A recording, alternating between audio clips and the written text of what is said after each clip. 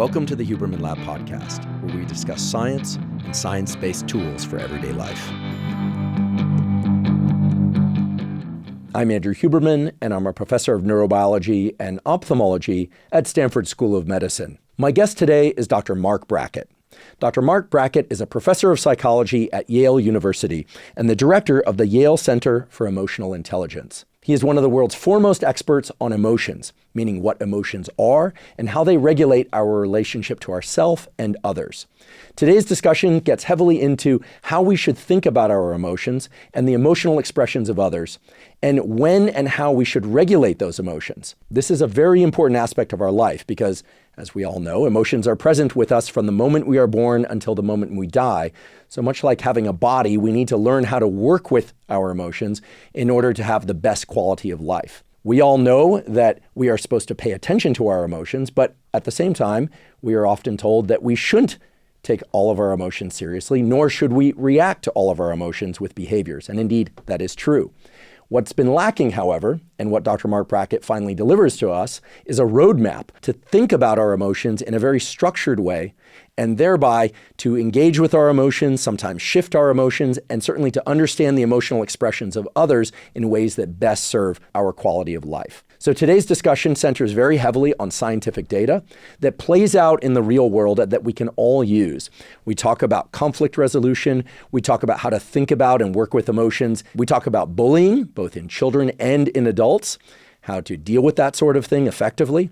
And we talk about emotional intelligence, which it turns out can be increased at any stage of life. So by the end of today's discussion, you will be armed with a tremendous amount of new knowledge and many new tools, many new protocols that you can immediately apply in your life in order to improve your relationship to yourself and to others. Before we begin, I'd like to emphasize that this podcast is separate from my teaching and research roles at Stanford. It is, however, part of my desire and effort to bring zero cost to consumer information about science and science-related tools to the general public. In keeping with that theme, I'd like to thank the sponsors of today's podcast. Our first sponsor is BetterHelp. BetterHelp offers professional therapy with a licensed therapist carried out entirely online. I've been doing weekly therapy for well over 30 years. I consider doing regular therapy just as important as getting regular exercise. Now, there are essentially three things that great therapy provides. First of all, it provides good rapport with somebody that you can trust and talk to about the issues that are most critical to you. Second of all, it can provide support in the form of emotional support or directed guidance. And third, expert therapy should provide insights that are useful in allowing you not just to feel better in your emotional life and your relationship life, but of course, to be better in terms of the relationship to yourself, your professional life, and to others, and of course, to things like your career goals. With BetterHelp, they make it very easy for you to find an expert therapist with whom you have these critical components of therapy. Also, because BetterHelp allows for therapy to be done entirely online, it's very time efficient and easy to fit into your busy schedule with no commuting to a therapist's office or looking for parking or sitting in a waiting room. If you'd like to try BetterHelp, go to betterhelp.com/Huberman to get 10% off your first month. Again, that's betterhelp.com/Huberman. Today's episode is also brought to us by 8 Sleep. 8 Sleep makes smart mattress covers with cooling, heating, and sleep tracking capacity. Now, I've spoken many times before on this podcast about the critical need for us to get adequate amounts of quality sleep each night. One of the best ways to ensure a great night's sleep is to control the temperature of your sleeping environment. And that's because in order to fall and stay deeply asleep, your body temperature actually has to drop by about 1 to 3 degrees. And in order to wake up feeling refreshed and energized, your body temperature actually has to increase by about 1 to 3 degrees. 8 Sleep makes it incredibly easy to control the temperature of your sleeping environment by allowing you to program the temperature of your mattress cover at the beginning, middle, and end of the night. I've been sleeping on an 8 Sleep mattress cover for well over 3 years now, and it has completely transformed my sleep for the better. 8 Sleep recently launched their newest generation pod cover, the Pod 4 Ultra. The Pod 4 Ultra has improved cooling and heating capacity, higher fidelity sleep tracking technology, and it also has snoring detection that remarkably will automatically lift your head a few degrees to improve your airflow and stop your snoring. If you'd like to try an 8 Sleep mattress cover, you can go to 8sleep.com/Huberman to save $350 off their Pod 4 Ultra. 8 Sleep currently ships to the USA, Canada, UK, select countries in the EU, and Australia. Again, that's 8sleep.com/Huberman.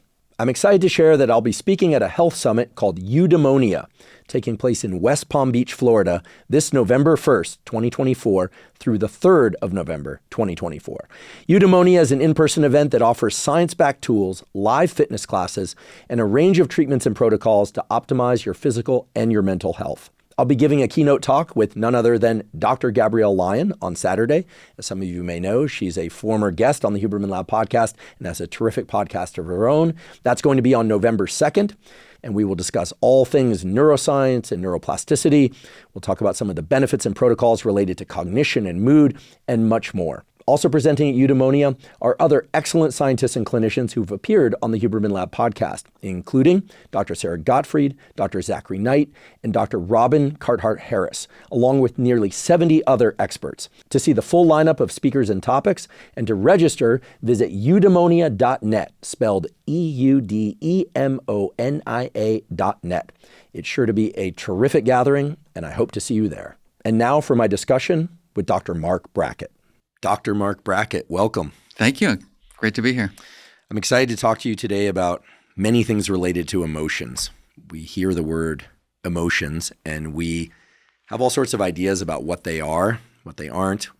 We also hear about emotional intelligence quite a lot these days. And I have a feeling that the way it's discussed is often not the way it really is. So to just kick things off, could you clarify for me, for everyone, what is emotional intelligence? What does it pertain to? And then maybe we can use that as a way to drill into the deeper question of what are emotions. Sure. I think, at the simplest level, it's how we reason with and about our emotions and feelings. That's like the simple definition. The way I talk about it is as a set of skills. And we use the acronym RULER to describe those skills. The first is recognizing emotions. So I'm trying to read your facial expression right now, right? Are you interested or are you bored already? I'm trying to understand emotions. Where are they coming from? Like, why am I feeling this way? What's the consequence of that feeling? The third is labeling emotions, so being precise with the words that we use to describe our feelings. The fourth is expressing emotions, knowing how and when to express emotions with different people across context and culture. And then the big one is the final R, which is regulating emotions. What are the strategies we use to help us deal with everyday emotions? So if I were to take an emotional intelligence test, would it have me looking at pictures of facial expressions? Would it have me reading paragraphs about emotional exchanges and gauging who felt what and why and how, that sort of thing? If you were to take a test from like 20 years ago, yes. We try to be a little bit more innovative now in our measurement of the skills. So, for example, I just finished with a bunch of colleagues publishing a test of emotion perception. But it's not static images. It's video clips that are around 3 to 4 seconds that show subtle emotions. It's about vocal tone. It's about body language. And we're trying to get people to accurately kind of label these emotions in faces, body, and voice. When I think about most uses of the words emotional intelligence, it seems to correlate, again, in a very non-scientific way, seems to correlate with one's ability to tolerate others' emotions and make sense of the emotions of others. For instance, I've heard it said before, not about me, that so-and-so has high emotional intelligence because in the presence of their child or someone else's kid reacting in a certain way, they were able to see, they just feel blank, and therefore they are screaming, as opposed to defaulting to a broad binning of what they were observing and saying, oh my goodness, that kid is a brat, for instance. You're describing emotional intelligence as a self-perception as well. Yes. And so is our task, therefore, to do the equivalent of what, in my little anecdote, this other person was doing, to be able to parse one's own emotions in a fine enough way to understand the experience in kind of a third-person way that one can regulate their behavior, what they say, how they act. How much is recognition of others' emotions and understanding of those, as opposed to one's recognition and understanding of their own emotions, factoring into this thing that we call emotional intelligence? So the whole set of skills are intra and interpersonal. That's really important. It's about self and others always. for example, right now we are co-regulating each other's emotions, right? Our facial expressions, our vocal tones, we're influencing how we feel. When you think about the recognition piece, we'll just start there. Right, there's self-awareness. Like, Mark, how are you feeling right now? And I'm having mixed emotions, right? This is a great podcast. I want to be articulate. I'm excited, but I'm a little, overwhelmed because I got so much I want to share, but I don't know how much I'm going to share. So there's like all that awareness of my emotion. Sometimes I have language for it. Sometimes I don't, like any of us. And that's why it starts off with kind of just a general awareness. Like, am I pleasant? Am I unpleasant? Do I have a lot of energy, or do I feel depleted? And we call that, your core affect. And then I could start asking myself questions like, well, what are you doing right now, Mark? Well, I'm sitting across from Andrew being interviewed. Oh, okay, well, how does that, what comes up for you with that? And then I try to label that feeling. So that's like the R, the U, and the L of emotional intelligence for the self. And I'm doing the same thing for you. I'm looking at your facial expressions, your body language. I'm listening to you. I'm trying to understand if I say something, do you shift? And I'm trying to put language to it. So it's self and other. So given that we're both scientists interested in emotions, you're the expert. I'm also just the student today. I think it's worth pointing out to people that there isn't one location in the brain that governs this complex process that you just described. It's a network-wide phenomenon. But you did mention the body. You mentioned feeling, how is one feeling both in brain and body? To what extent does somebody who has high emotional intelligence have more or less body awareness or somatic awareness as opposed to somebody who's quote unquote in their head? Put differently, can somebody who's very much in their head, who has very poor body awareness, have high emotional intelligence? Well, I think another big deal about emotional intelligence is that we like to think of it as, or people think of it as, this construct. I don't think that's the best way to look at it. I think it's much more interesting to look at it as a set of discrete skills that come together. They're not that highly correlated. And so, I really like to think of them as emotion skills. And that within the R, the U, the L, the E, and the R that I described, there are sub-skills. And so part of what you're talking about is the body awareness. Some people are more cognitive, they're just very language oriented. Some people, a lot of therapists, talking about somatosensory things, all good. I think at the end though, this is why I teach this stuff, is that we have to know how we feel. We got to know what we want to do with those feelings. And we have to know how the people we live with and love and work with and teach, how they feel too. And so we need language in the end. Some years ago, I went to this course. It was, broadly could be described as personal development. It was interesting. It was grounded in science and psychology. And each day would start with going around the circle, as typically is done at these things. And you'd have to say how you feel. But you couldn't use a valuation. You couldn't say good or bad or so-so. And I found it very difficult. I found it difficult for a number of reasons. First of all, I don't think I was ever trained to use specific language for my feelings. In fact, I don't think I was ever trained to understand what feelings were. In fact, I know neuroscientists and psychologists are still trying to figure out what feelings and emotions really are. So a couple of questions. When it comes to using language to describe our emotions, how important do you feel it is to have a broad buffet of options?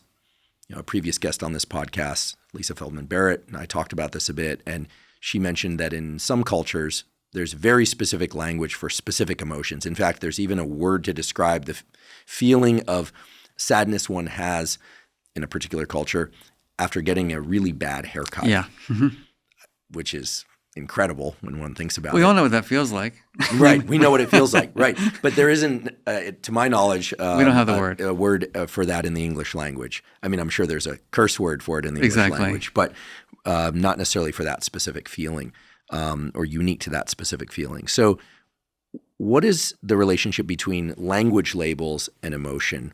And I ask that as a way to kind of wedge into the ruler approach, sure. Right? Because as you pointed out, that one recognizes, understands labels, but the label is central, literally, to the ruler approach. It is.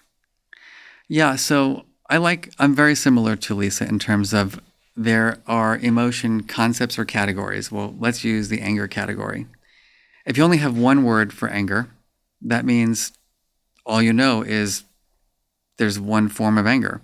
But if you start teaching people, well, there are other words that we could use like peeved, irritated, angry, enraged, livid. And then you have rich conversations, which is what I do in schools with kids and teachers themselves. Like when you're feeling peeved, like what are the things that make you feel peeved versus the things that make you feel enraged? What does it feel like in your body when you're feeling that way? Granted that everybody feels things differently in their bodies, that really doesn't matter. What matters is that we have a common language and a common understanding of what these emotions are, because otherwise we can't communicate. I'm really like, this is a big deal for me in terms of having a common language within a community to talk about emotion, because right now, we're in a crisis of anxiety. I'm not 100% bought into that. I think that people use the word anxiety improperly. Anxiety is about uncertainty about the future, if we're going to define it. It's different than stress. There's different forms of stress, as you know. But the distress, is usually when you have too many demands and not enough resources, which is different than when you're overwhelmed, which is my emotion of the year, which is I'm just saturated, I can't even figure out what's going on anymore, which is also different from fear. And we call that emotion differentiation or granularity, people call it. They're slightly different. The differentiation is like between emotions and the granularity might be within the emotion. But from my work, just to go on about this for a moment, the best example I have is I do a lot of corporate training. And so I'm in a room filled with lawyers or executives, and I'm ask them how they're feeling. Nobody's really sure how they're feeling, like you were saying. And then I'll do these little kind of quizzes with them. Tell me the difference. You got 3 minutes in a group: anxiety, stress, pressure, fear, overwhelmed. And they come back, and the number one response is they're all the same. And I'm like, really? Take another few minutes. Just try to define them. They can't even define them. They say things like, one is internal, one is external, one is higher energy and lower energy. I'm like, I get that, but what do these concepts mean to you? What do they mean to you? Anyhow, finally we get to the definitions, and then I say, who cares? Why am I asking you to understand these differences? Go back to your groups and talk about it.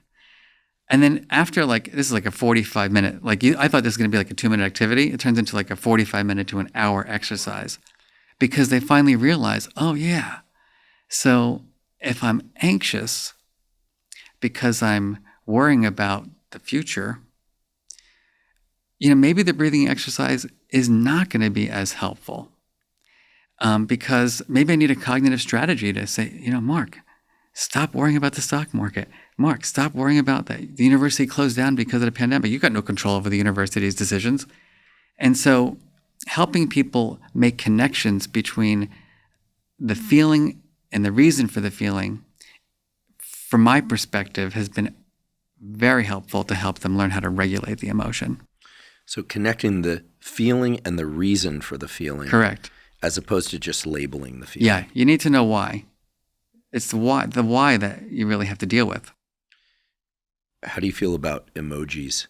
From everything you're saying, they seem like more than benign to me. Yeah, I mean, same. I could imagine that the emojification of culture, as I refer to it, I don't think that's a real word. It's all right.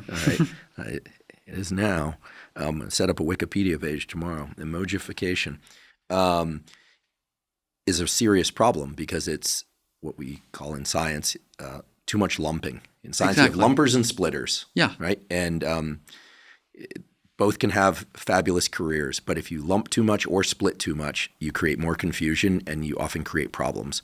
And I just see emojis as lumping this incredible set of different continuums within us that we call emotions into really a small icon. And I can imagine this would lead to all sorts of problems, not just in communication, but in understanding our own emotions. Put differently, do you think that the use of emojis has degraded our level of emotional intelligence and processing? I mean, I haven't done the research, but from my perspective, it's not helpful because the goal is to get granular. Think about the difference, and I'm not going to quiz you right now, but anger and disappointment. Do you know that 95% of the people that I asked to define those two things cannot do it? Yeah, I mean, right off the cuff, I'll just say, I'm familiar with both of those feelings. I know they're different.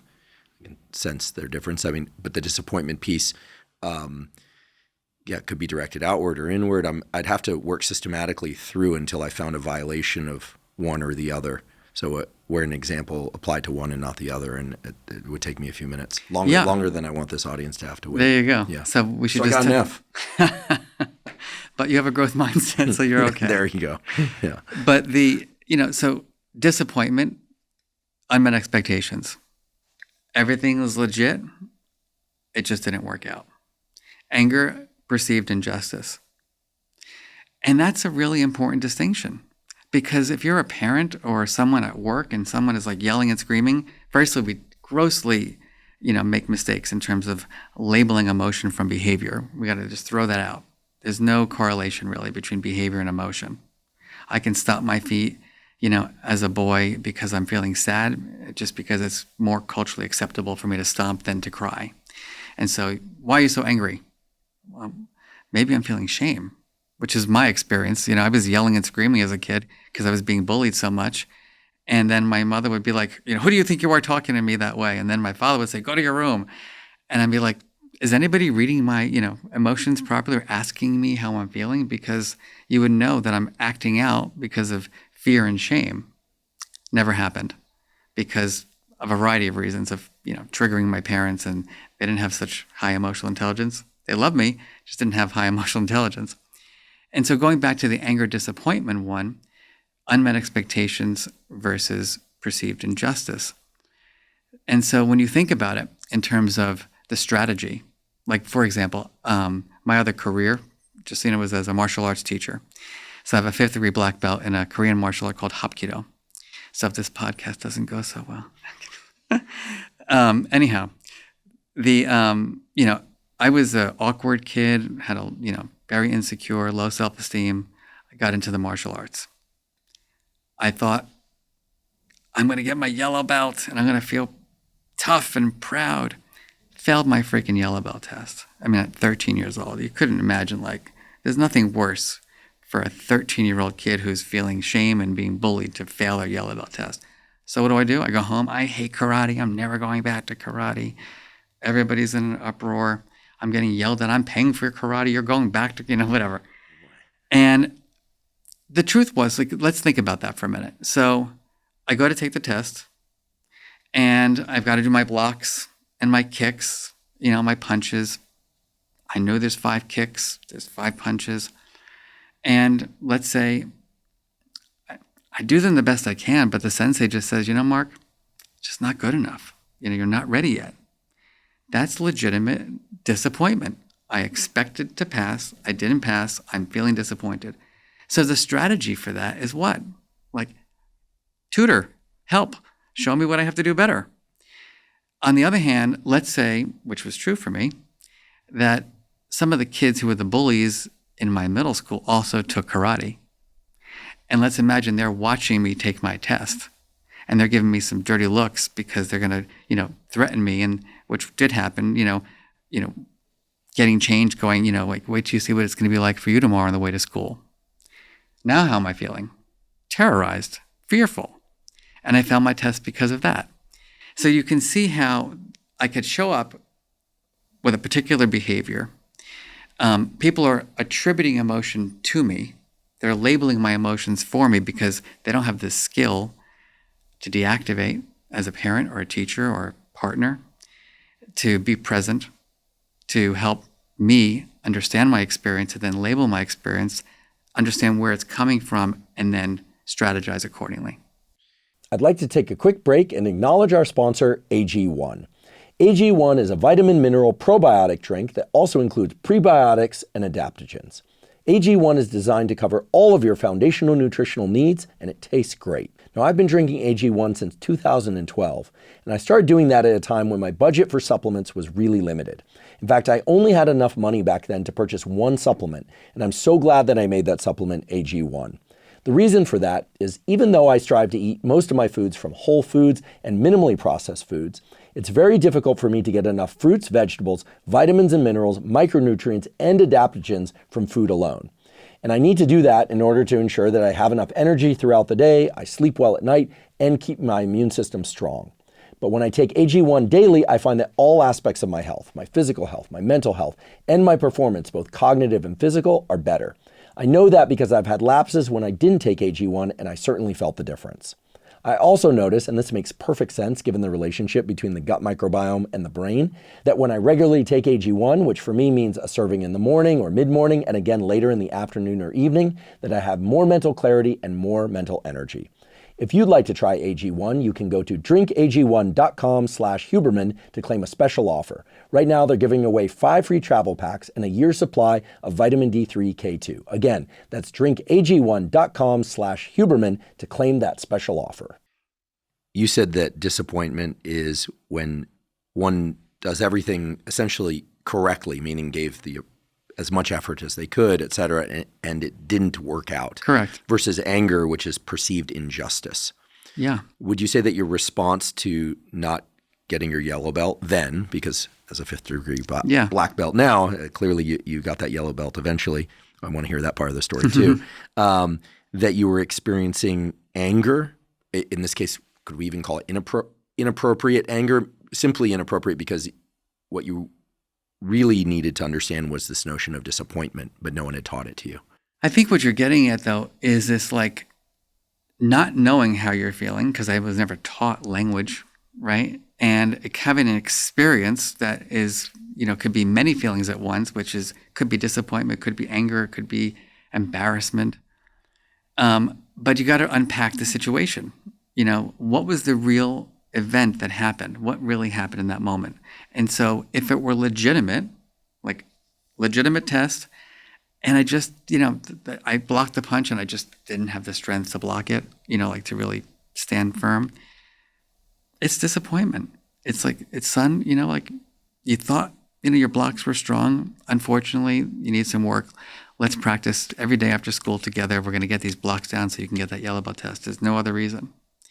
If it's because the bullies are staring at me and I'm not capable of dealing with those piercing eyes that are at me and I'm feeling so anxious and overwhelmed and I just can't block because I'm just freaked out, that's a whole nother story. Do you see how like a parent or a teacher would have to really differentiate their support? But you have to really get at the experience, which means we have to have relationships that are trustworthy, loving, caring with all people, because otherwise we don't build that connection to really understand how people are feeling. We just take the kind of behavior and we're like, why are you behaving that way? Go to your room or, just practice. It's like, no, like I've been bullied at school and now the bully is threatening me. Like that's serious stuff that needs to be taken care of. Yeah, online emojis and, downward facing thumbs versus upward facing thumbs and this kind of thing, and vomit emojis and things like that. Mind blown. That I'm starting to realize that these may be doing far more harm than we realize. I think it's fun. And maybe it's just if you want to just use it for fun, not a problem. If we're going to use it to really communicate, not so great. I'm thinking of instances where people are just using these with the intention of expressing their dislike of something, but that the people on the receiving end experience a lot of self-criticism as a consequence. Mostly kids, but adults too. I know some adults that really can't handle somebody commenting on their Instagram post like big L or something like that. It's devastating for people. Or nope, or this kind of thing. It's also interesting because I see it even in the academic community, especially on Twitter, X, where I know that sure, people reject each other's papers, critique each other's papers, but they do that with a degree of intellectual nuance that transmits a sense of care, right? If scientists really care, then they're going to do a careful review, as much as we would all love this is a perfect paper, that's it, no Exactly. critique. When somebody critiques something that we do with an attention to detail, provided it's fair, we feel cared for. Totally. Right? They care for the work and we care for the work. And so there's a relationship there, even if it's an anonymous review. But I'm shocked to see how scientific colleagues I've known for decades, really how they comport themselves online. Like they'll swear, they'll come out, they won't bother to punctuate things. They'll just sort of behave in a very what seems to be a very activated way. Not all of them, of course, but it's been very interesting. The words that come to mind are, I feel like online, especially on social media, the kids are acting like adults and the adults are acting like children. And so there seems to be a kind of regression toward what I'm calling the emojification, or the kind of high amplitude expression with blunt tools. And I don't know what that is, because I know these people. The reason I'm using the academic community as an example, by the way, it's cost some of these people their jobs, chairs of departments, not at Stanford or Yale, fortunately. But it's kind of striking to me the way that when we remove the face-to-face connection, when people will behave that way. And I use the parallel example of anonymous review, because there it's anonymous. So in theory, they could behave however they want, but there's an etiquette. So it seems like online etiquette is very deprived of many of the important features that you're starting to lay out for us here. Anonymity, causes challenges. It's funny because I gave a speech at Twitter, now known as X, about 5 years ago, and had analyzed quite a lot of data. It was actually the year that Mariah Carey sang, and it got messed up. And it was like the week before I was going in January. It was like New Year's Eve, and I just was curious, and because it really was a mess up. And I said, how are people going to respond? And it was 99.99% ripping this amazing diva to shreds. So I don't recall this incident. So she's obviously phenomenally talented, but she made an error. There was something God with the forbid mic. she made an error. Yeah, there was something or with the someone mic. Else. Oh, goodness. And she just basically, like, the mic wasn't working the way she wanted it to work. And she's like, I'm out of here. Just like, I'm not singing. And you should have seen how people millions and millions and millions of comments, like, and I'm not going to repeat what people said because it was really disgusting. And I got really curious, like what about things like, gosh, you've like won 15 Grammy Awards, like this must really sting for you. Maybe one post like that. And so it does make you wonder about the type of person who is interested in commenting. Like, we may have a bias there. I do think we have a bias there. People who, they feel protected by, something. If it's, a more famous person in politics, obviously people are very clear how they feel. Politicians sort of open themselves up to it. Yeah, they do. Yeah. Public-facing people in general, I've heard, open themselves up to it. But politicians in particular, I think we sort of give the general public a pass to say almost anything about them. But it's not pretty. It's not pretty, and it's not emotionally intelligent, to go back to the concept, right? It's like, what's your goal here? Like, I always ask people that, like, what are you getting out of being nasty? I perceive it as evacuative. I look at that and I think, gosh, what they must feel inside to be able to say those things can't be good. But maybe it feels good to them. I don't know. I don't think I've ever made a negative comment. If I have, someone can call me out on it. Hopefully it was in sarcasm with a friend as the target, and they were okay with it or happy with it. But I don't know what internal, emotional, or psychological state it would take to go say something cruel to somebody online. In my earlier research with Facebook, we analyzed millions and millions of posts. And, people can be intentionally mean and hurtful. Just people want to rip people to shreds and they want to instill fear. And, it's very hard to disentangle that too, just to be honest. So, like, what we found in our research was that I could say, if you're like, Andrew's wearing a black shirt, you'll see that. I could say, like, nice shirt. And it might mean nice shirt, or it might mean I'm making fun of your shirt. And it's just hard Like that's the problem, with social media in terms of posts. We don't really know because the person who's receiving it has a story, right? That was one challenge we found around like getting posts taken down, was that it was hard to have that objective criterion of what was, painful to a person. Which is why what we tried to do was help the person who was receiving the content communicate in a way with the person who posted the content to get them to take it down. And what we found was that it actually worked really well. If you taught a teenager, for example, to say, hey, hey, Andrew, like that comment you made really was hurtful. Would you please take it down? We were more likely to get people to take it down. And what we found in experimental research was that if we just let people go, on their own devices, it tended to be more retaliatory. Like, who the heck do you think you are? You want to fight back, and that did not motivate the person to take it down. So even meeting gross behavior with compassion can be helpful.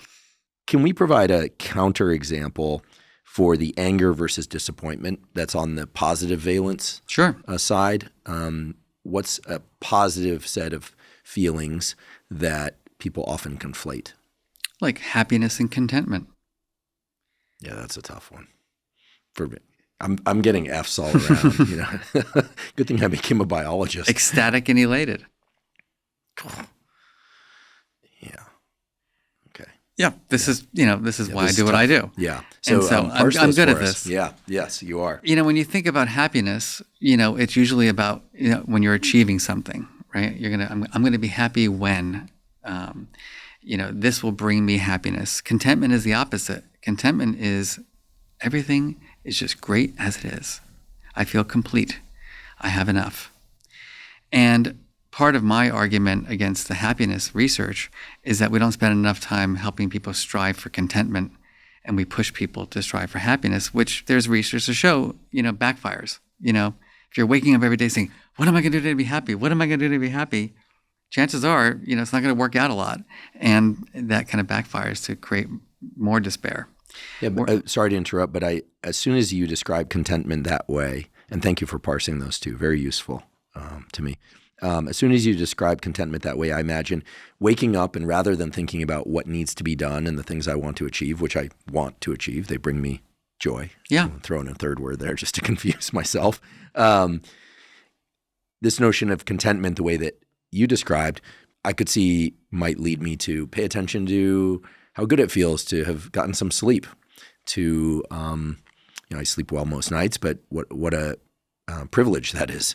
And to, maybe feel the comfort of the comforter and the mattress for a moment before barging into the day. Yeah. To chase happiness, as it were. Exactly. I think, the idea that we have to be happy all the time is also ridiculous. I mean, I'm a neurotic professor.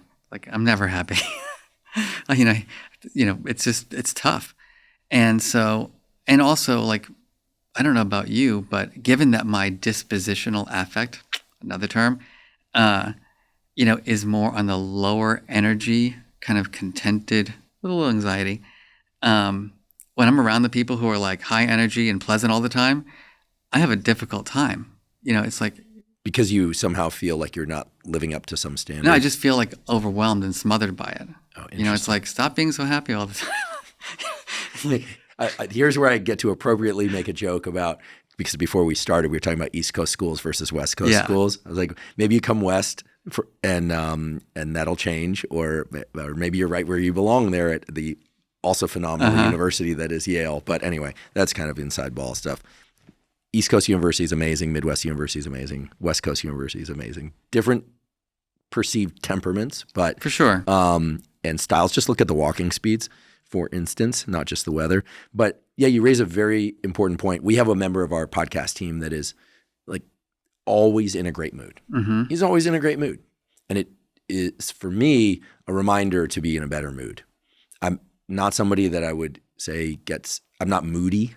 I don't change moods quickly, but I wouldn't say that my disposition is to be like Tigger-like and just happy all the time. But his energy around that doesn't drain me. But it makes me wish I was him. That's good. And that's okay. That's you. Mm-hmm. You know what I mean? Like part of being emotionally intelligent with colleagues, romantic partners, with children, whoever, is picking up on that. Like now that I know that about you, it makes me think differently about you in terms of what your needs are. That's emotional intelligence. And for me, I wake up every morning like having an existential crisis. I'm like, what am I doing with my life? And, what am I doing this today for? And then I got to publish this paper. I got to finish my book. I got to run my team. Like, what do I want to do? And, then I'm doing it. And then I'm like, when I'm doing one thing, I think I should be doing the other thing. That's just who I am. And I've tried everything. And that's my operating system. I'm more aware. I'm working on another book. And as I was working on it, I'm in a chapter, and all I could think about is the next chapter. And then I started like, Mark, give yourself permission to be with this freaking chapter. It's okay. Like, you can focus on one thing and not worry about the future. And I had to literally kind of do that for myself. That's how I am, And so knowing that about myself is useful because it helps me find the strategies that work for me. And going back to the happiness thing, it's because I'm also introverted. And so when I'm around extroverts a lot, I'm drained. I just like after something like this is an intense conversation. I'm not going to go to a sports bar, like have a beer and like watch the game. I would never do that anyway. But anyway, that's just not my thing. Like that would make me, my brain would be burnt. Like my dream would be to leave here, go take a hot yoga class, and take a walk, have a glass of wine, maybe by myself or with a friend, and then end the day. All those things are readily available within less than a mile of here. We can point you in the right direction. It sounds lovely. The introversion, extroversion bit is going to prick up people's ears. It certainly did mine. I like time alone. I also like time alone in the presence of many people. In fact, I get my best work done always either alone in nature or in Manhattan, where there are people around me, but I'm completely isolated. I love that too. So how should we think about introversion and extroversion? These things get thrown around so much in popular culture. Are there some solid scientific studies that support that introversion can best be defined as blank and extroversion as blank? And I'm guessing there's a range there. It's got to be on a continuum. It can't be two bins. I mean, for some people, it's very clear. They are a clear traded introvert. And for some people, they're just like endlessly extrovert. No matter, they wake up wanting to be with people. At the end of the day, they want to go out with people more. And so what research shows, for example, with creative people is they tend to be both. They tend to be high introverts and high extroverts, which is interesting, right? They're introverts when they're doing their art, and then they're extroverts when they're out there selling their art, which is hard for some artists, right? Because a lot of artists are kind of introspective and they're creative types, but they really struggle with getting out there and being that extroverted, like, look at my art. And so you're the lucky artist if you are traded in both directions. I think the easiest way to think about it is just this, it's a proclivity, right? It's a proclivity to how you want to use your energy. And the introvert is more a container, wants to contain their energy. They want to, be in small groups. They want kind of less frenetic environments. And the extrovert just has a proclivity for, more sensation-seeking, larger social groups. And again, it's a preference. I always say I'm an introvert with pretty good social skills. Like I can appear to be extroverted. Most people think I'm outgoing. And I always tell, I don't even like people that much. You seem very outgoing. Yeah, I'm not. It's just not, it's not my natural, if I'm at a party, I struggle with what am I going to do here? When you say you don't necessarily like people that much, I realize you're joking, but, and I was just going to make sure to ask, because I can't presume, that doesn't mean that you dislike people. It's just that being in the presence of a lot of people doesn't draw you out to want to be closer to or get to know all these people simply because they're there. Whereas an extrovert seems to really like forming and engaging in new relationships, old relationships, all relationships, relating. Exactly. If you're running a campaign to run for, mayor of your town, you want to hire an extroverted PR person, right? an extroverted person do marketing because they're like going to be out there like banging on the doors, not very comfortable talking to people, right? The introvert is going to be better at doing the accounting, and doing the planning. And we've done this research actually. If even fun with my students, I would have them take their take measures that are valid measures of introversion and extroversion. I would score them into groups, like get the really extroverted group and the really introverted group, and I'd have them plan a party. Just go plan a party. And the group of extroverts, there's bonfires, there's beer, there's loud music on the beach, and the introverts are like, we have to make sure we have good napkins. We want to, we're going to have 4 people, it's going to be quiet music. That's just, how we're built. Interesting. When I think of throwing a great party, and I've thrown a few, what I like to think were great parties, it involves inviting a bunch of people over and then being able to stand back from a lot of it and not have to participate in all of it. I just like seeing friends that didn't know each other start to interact. That's cool. That's fun for me. And then if I have to communicate directly with too many people at the party, I would definitely feel drained. I'm known to retreat to a room and take a nap or so maybe you are more introverted. Party. Yeah, I think so.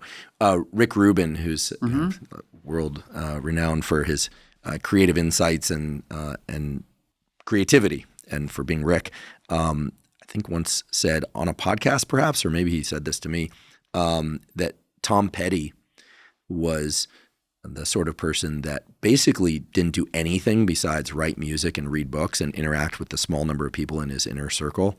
And the idea of leaving the house was just completely overwhelming to him. Now, of course, people were always approaching him, but like really, really extreme introvert.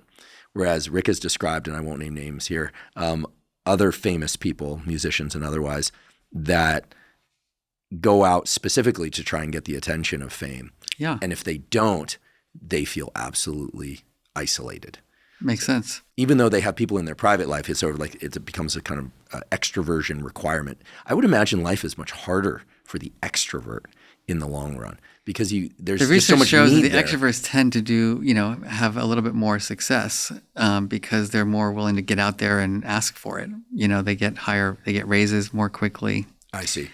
And in my work in schools, I always ask teachers to pay attention to the personality of their students because the introvert has a lot of great ideas. They're just not dying to raise their hand and get the attention. So don't just call on the kids who are raising their hands because you're missing out on getting some great information.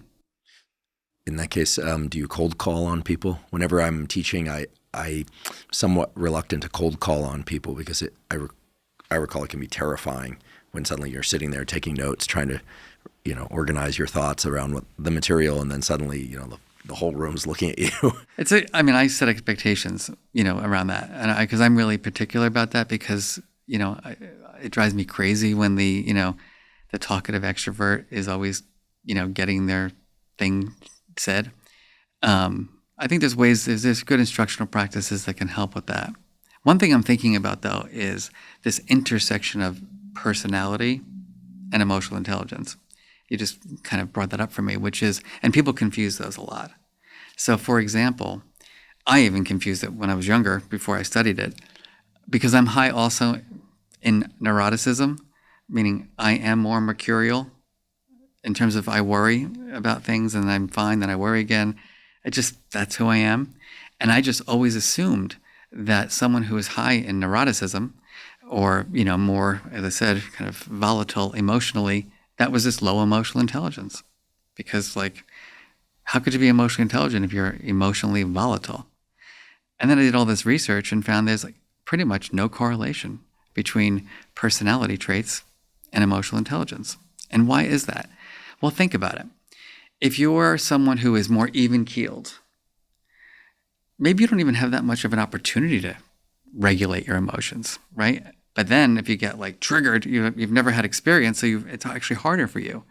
Someone like me, I'm practicing it all the time, right? I'm always I'm in a bad mood, I got to give a meeting. I'm irritable, I got to give a presentation. So I'm constantly figuring out how to deal with my emotions. And that's why they're separate concepts. And in addition to it, just to build on this, knowing your personality traits can be extraordinarily helpful for choosing the best strategies to regulate your emotions. Why is that? I was traveling in Australia recently, and I gave this speech to a group of people. The person who was the person in charge of the speech, it was about an hour from Melbourne. And I took the train because I preferred to stay in the city. Took the train out. I had bought my train ticket back. The convener said, Mark, I just really would love to be with you. And can we just, can I drive you back to your hotel?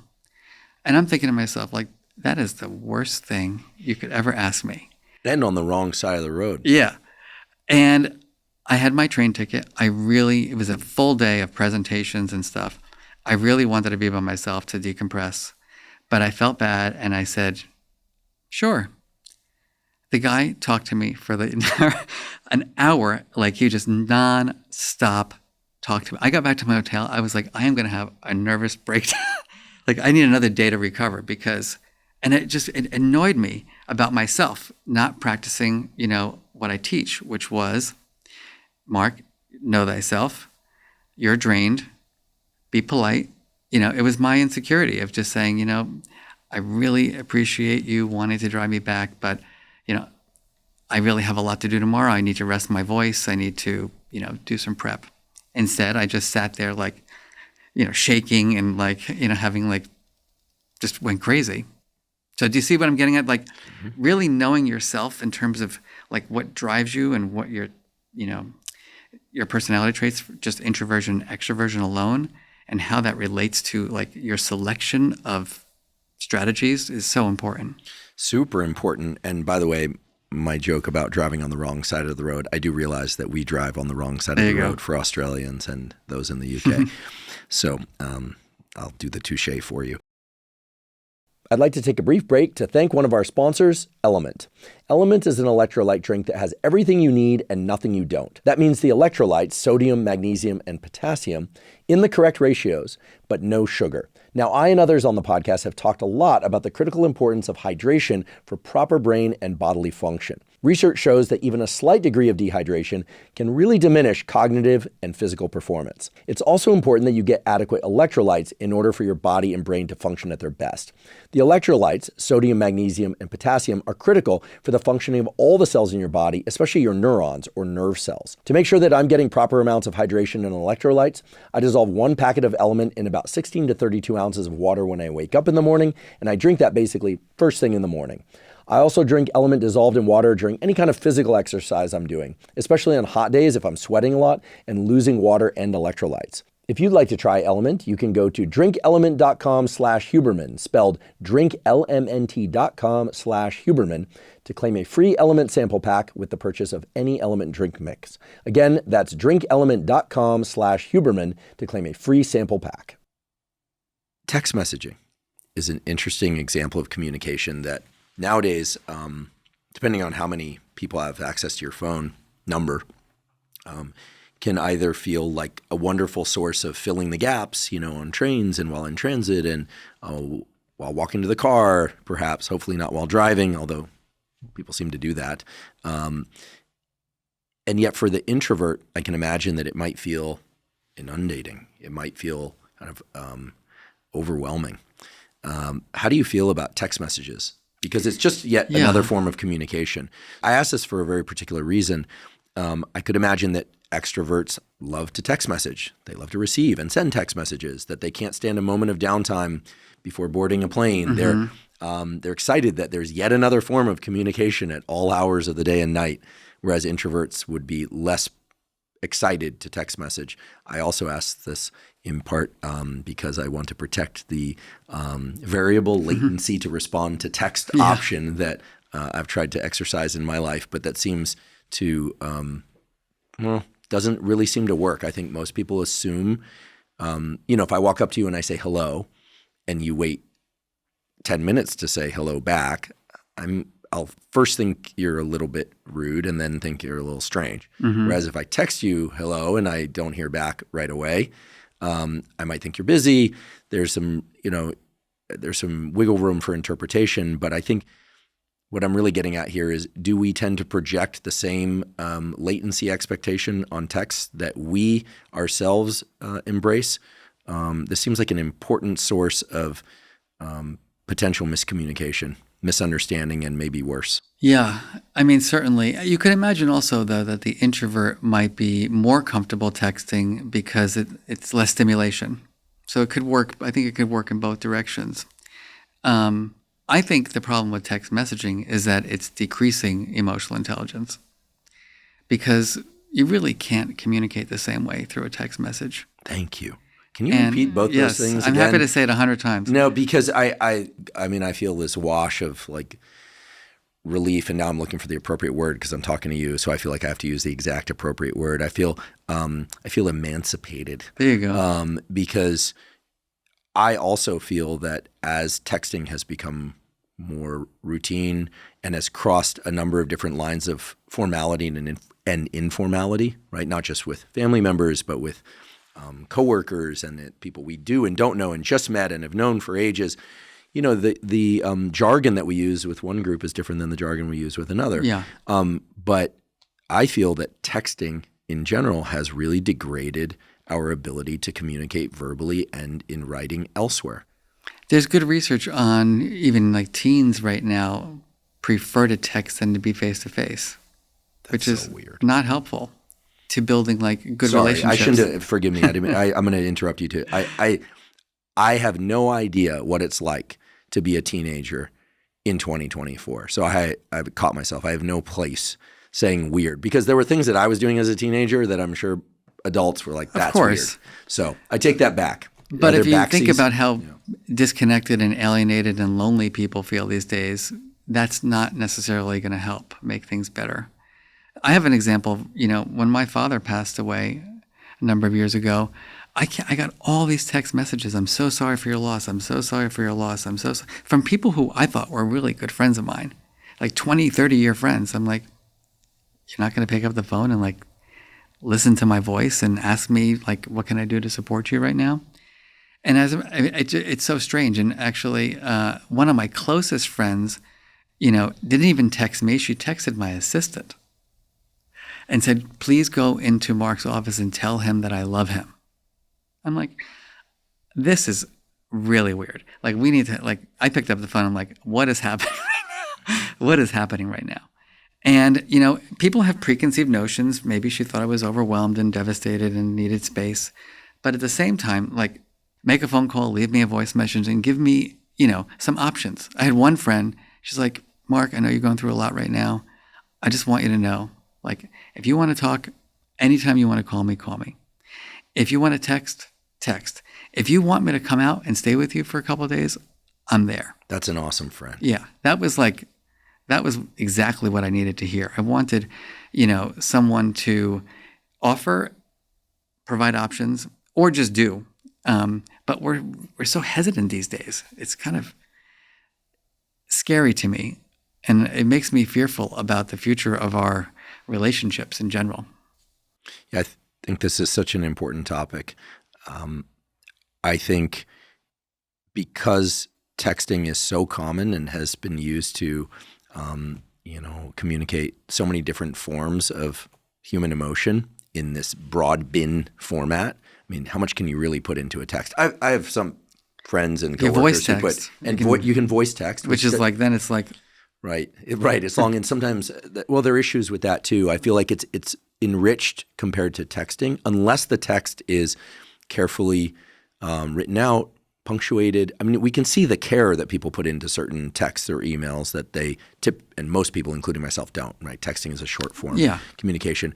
Audio notes, voice memos seem like a step up.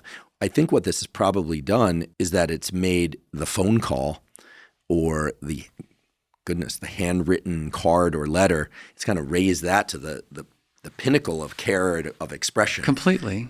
And by the way, text messaging, it's fine. I always, I'll be home in a little while, can you please pick this up? Whatever. Great. There's nothing wrong with text messaging. But when it replaces intimacy, when it replaces building, strong bonds, that's where I see the largest problem. Yeah. I didn't outright set this rule in my relationships, but I would say with my coworkers, family members, and in other kinds of relationships, there's a rule, which is that we don't argue over text. Yeah, it's not cool. But people do it a lot. It's easier because you don't have to feel the feelings. That's what it is. It's I can be psychologically distant from that person and say what I want to say, where if I have to say it face to face, I'm going to have to face a response, and that response may be very uncomfortable for me, and I probably don't have the strategies to deal with it because I never learned them. I mean, you and I are both aware that there is neural real estate specifically dedicated to the processing of faces, and specifically to the processing of human faces, and specifically to the processing of the emotions carried in human facial expressions. So, this is a hardwired aspect to our species. Which is diminishing. There was a study done about kids in camps, and they randomly assigned them to be with their phones, not with their phones, and showed that after a couple of weeks of camp, kids who had their phones decreased in their emotion perception skills. So it makes a difference. We need to give children and adults more face-to-face time. Wild. Can we talk about the energy pleasantness axes? Sure. And create a mental picture for people of what this is. I found this to be incredibly useful. If listeners or viewers have a pen or pencil and paper, you could map this out, but it's very easy to imagine in your mind. So maybe you could just tell us on the vertical axis. Yeah. So we have, horizontal, we'll call that pleasantness. And this is going back to something else that we talked about earlier. It's called pleasantness, not goodness or badness. It's in this moment, am I feeling highly pleasant or am I feeling unpleasant? Do I feel like approaching my day, my colleagues? Do I feel like avoiding my colleagues? Do I feel safe and comfortable? Do I feel uncomfortable? That's the x-axis. And the way I like to think about it is that from the moment we wake up in the morning till the time we go to bed, that is activated. We're just, you wake up in the morning and you're all of a sudden have a thought process like, yes, I want to get out of bed. No, I want to pull the covers over my head. On the y-axis is energy or activation. Okay, so vertical axis is energy. The technical term is arousal or activation, but I think energy is a better term. And so it's either you're highly energized or you're deactivated or low in energy. That's mental energy, it's physical energy. It's kind of like how much fuel you have. And then we cross those two axes to create what we call, in our work, the mood meter. And there are 4 quadrants. We got high pleasant, high energy, yellow. So think about emotions there. Happy, excited, elated, ecstatic, optimistic. We got the green, so that's low energy and pleasant still. That's the calm, content, tranquil, peaceful, relaxed quadrant. And then we have the unpleasant side, and I'm going to repeat myself. It's not the bad emotions or the negative emotions. We're going to call them unpleasant because it's not generally pleasant to be sad or down or disappointed or hopeless or feeling despair, which is the blue or that low energy unpleasant. And then we got our red quadrant on the mood meter, which we'll call the high energy, highly unpleasant emotions, which are feelings of anger and anxiety. So it's very helpful for people because, when you're, like you even said this yourself, like you're not really sure how you're feeling. And we know our inner lives are complex. So to be able to have a tool that has 4 quadrants where you're like, I don't know, am I pleasant? I guess I'm kind of pleasant, but my energy is low. All right, I'm in the green. All right, now what are my options there? No, I'm feeling quite energized and pleasant. Oh, what are my options there, etc. We find that for both preschoolers and CEOs, very helpful, extraordinarily helpful. And then, going back to ruler for a minute, we might talk about the quadrant as being the R for self-awareness, right? Recognizing, where am I in emotion space? And then you might ask yourself, all right, well, what's going on? Why am I thinking that I'm in the yellow or red or blue or green? What just happened? What might be happening? Oh, I'm about to be on a podcast. Oh, I'm about to take a test. Oh, I'm about to go into a difficult meeting with a colleague. Oh, I'm about to go home and my partner is going to be mad. Okay, now I understand why I'm feeling the way I'm feeling. I put a word to it. I'm more precise. I'm not enraged. I'm irritable. I'm not blissful. I'm just content.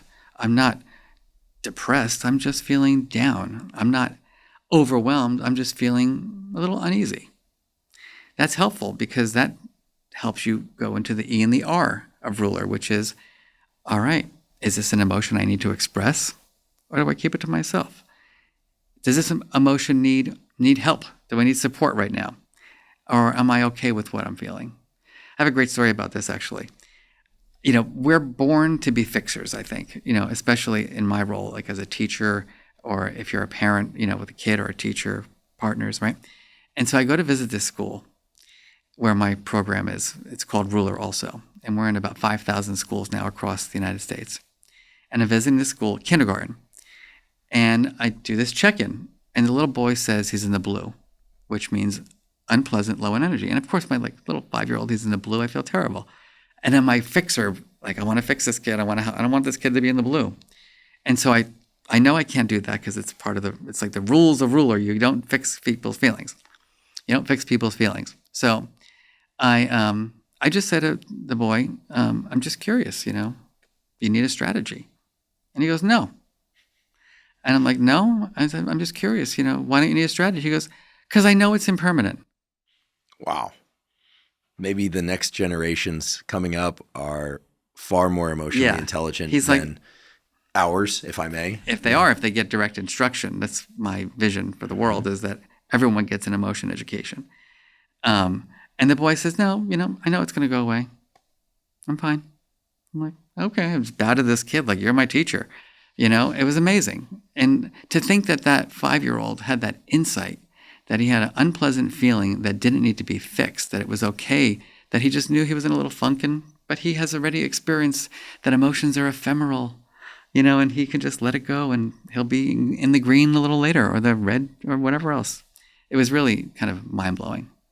I was going to ask, how do we resolve the contradiction between the message to feel our feelings versus to just recognize that the feelings are moving through us, as this 5-year-old, was and is able to do? Because I feel like it gets to the heart of a lot of what we hear in the psychological and wellness space, which is, feelings are just feelings. They're transient. They represent all sorts of things, and we can get to the biological underpinnings or the childhood trauma root cause underpinnings, all sorts of things, genetics for that matter. Should we feel our feelings in order to best recognize them? I would imagine yes. Is there any value to suppressing our feelings, or does that tend to just grow the feeling? What is known about this from the research literature? Because you see a lot of different opinions about this, but I'd like to know, have there been any experiments where people are placed into a negative or positive emotion, or are experiencing a negative or positive emotion, and then intentionally try to suppress it? Has there been any brain imaging, any measurement of galvanic skin response? Like, does the emotion grow or does the emotion shrink? It tends to grow. There are cultural differences, just to be frank. But in Western culture, suppression tends not to have great outcomes. Finding ways to reappraise tends to be more helpful. This really gets into, though, for me, the core of my work, because for 20 years of my life, I was running a Center for Emotional Intelligence and teaching skills. And I would go around and I would see a lot of resistance, whether it was, the hedge fund manager or the superintendent of schools or a parent. I've had fathers come up to me, say things like, Mark, you're so vulnerable. Like, you shared your whole story about being bullied. Like, I would never in my wildest dream ever share with my own son that I was bullied as a kid. And I'm like, tell me more, of course. I'm a psychologist. And in the end, the guy was afraid that his son would think he was weak. And so we have a mindset about feelings that we have to talk about. People have feelings about their feelings. Sometimes we call those meta emotions or meta feelings. Sometimes it's just that happy is good, anger is bad. It's that simple. My whole recent research is focused on something I call permission to feel. You know a little bit about my own story. I had a pretty rough childhood that included abuse. It included a lot of bullying. And I had 2 parents who loved me. But, my mother was a very anxious woman who never had strategies. So, she was always saying, I'm having a nervous breakdown, and she'd lock herself in her room and she wouldn't come out for a few hours. My father was, as we might call today, the tough guy who was kind of toxically masculine. Son, you got to toughen up. He even said to me once, he's gone now, and we had a good relationship. But I'll never forget, he said, son, I used to beat kids up like you. He said that? He did. And he thought that was a message that I needed to hear to toughen up, right? He was doing that through love. It was not emotionally intelligent parenting, but that was the way he thought. And, he did love me. He just didn't know how to be a parent in that way. And so think about that. Bullied, shame, fear, abused, all kinds of stuff going on in my head. Mom having nervous breakdowns, father toughen up. What happens? You suppress. You deny. You ignore. You eat. You do all kinds of weird behaviors because you have nowhere to go with your feelings. And I fear that way too many people feel that way right now. And I have good research to show that. You've read my book. I had an uncle, Marvin. He was a middle school teacher who, by some wave of a magic wand, was staying with my family one summer when I was 12. And he noticed something in my facial expression, my body language. He knew something was off. And he was the first adult who sat with me and said, hey, Mark, how are you feeling? And I don't know if it was his facial expression, his body language, his vocal tone, but that was the opener for me. I'm not doing so well. I don't really like life very much. I'm scared. And he didn't say, I'm going to have a nervous breakdown or toughen up. He said, we're going to get through this. I got you. I'm with you.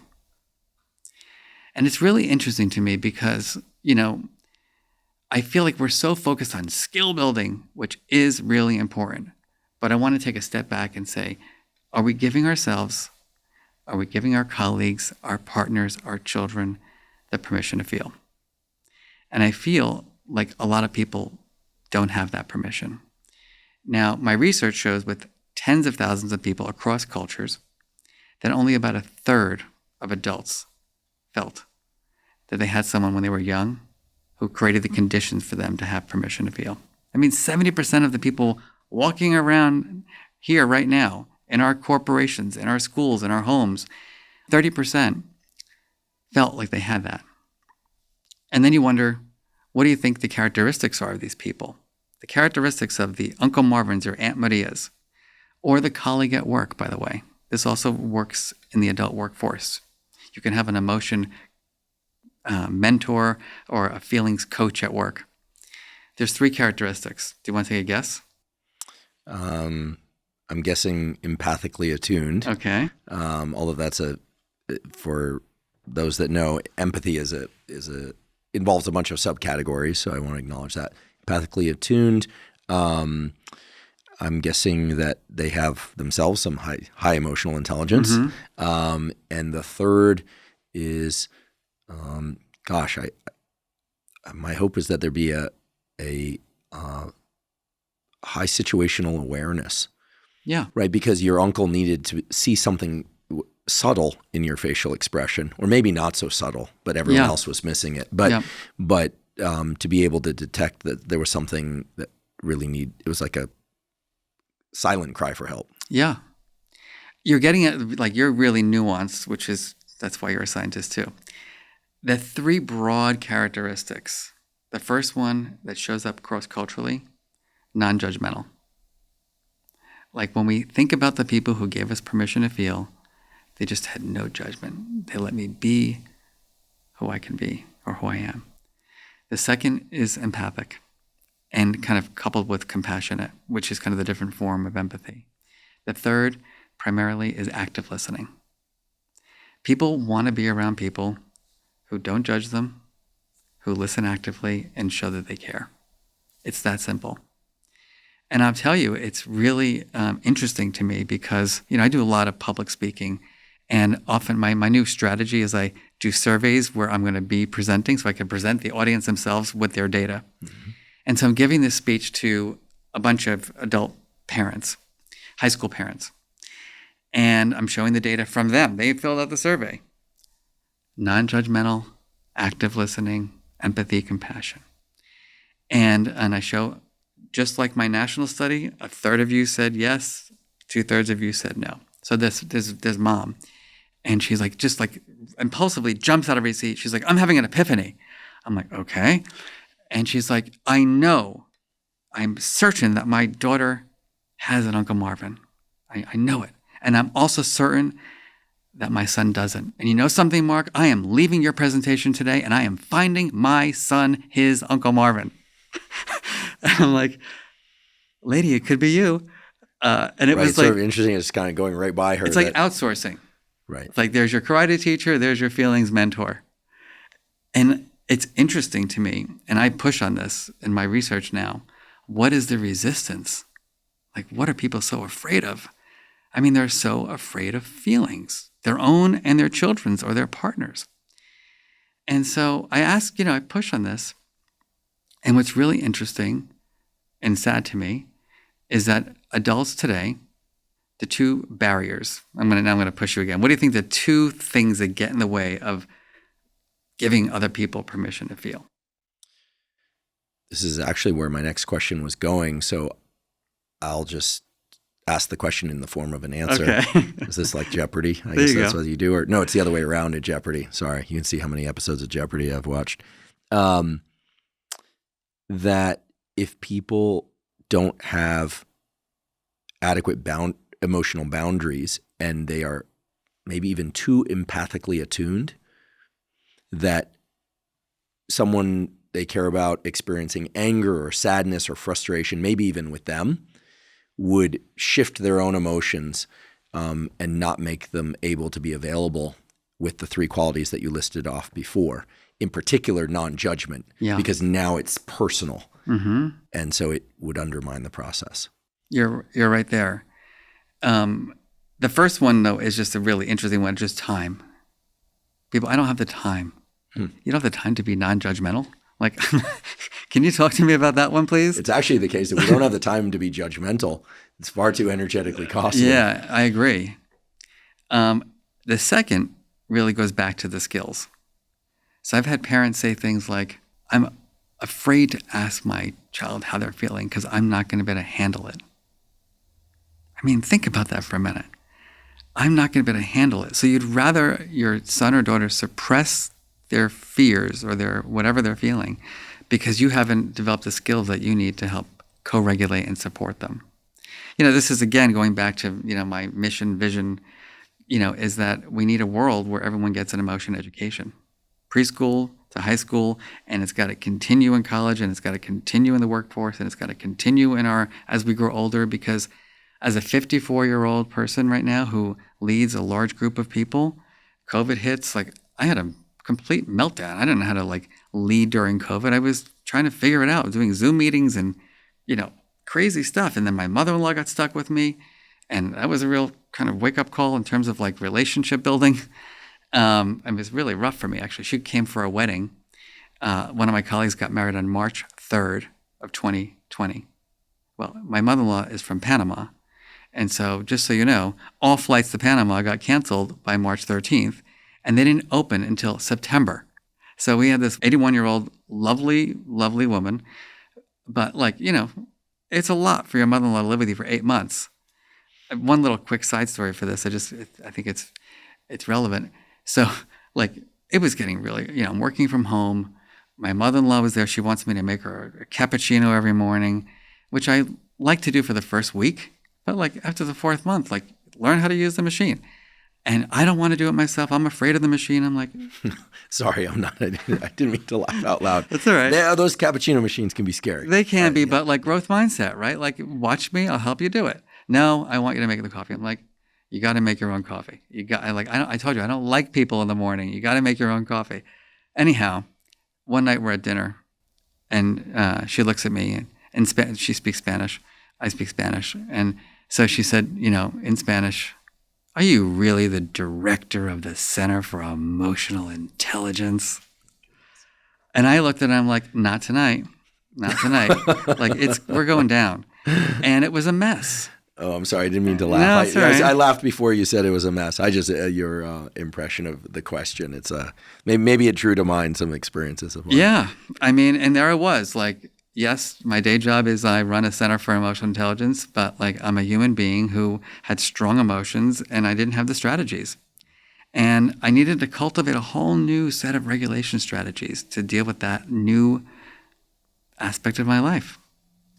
In thinking about people that can really help us by asking us the right questions, or in thinking about how we can ask people the right questions to really help them and us gain an understanding of what they're experiencing, I'm recalling numerous instances in my life where there seemed to be the requirement for an excuse, like an activity excuse. Mm-hmm. Like I currently have a very good relationship with my father, but I remember when there was a time where we had to talk about science or watches as an entry point to Sure. any conversation, let alone about emotions, right? And he's done a lot of work. I've done a lot of work, and I like to think we are much further down the road. Great. We enjoy a very close relationship as a consequence of that work, in part.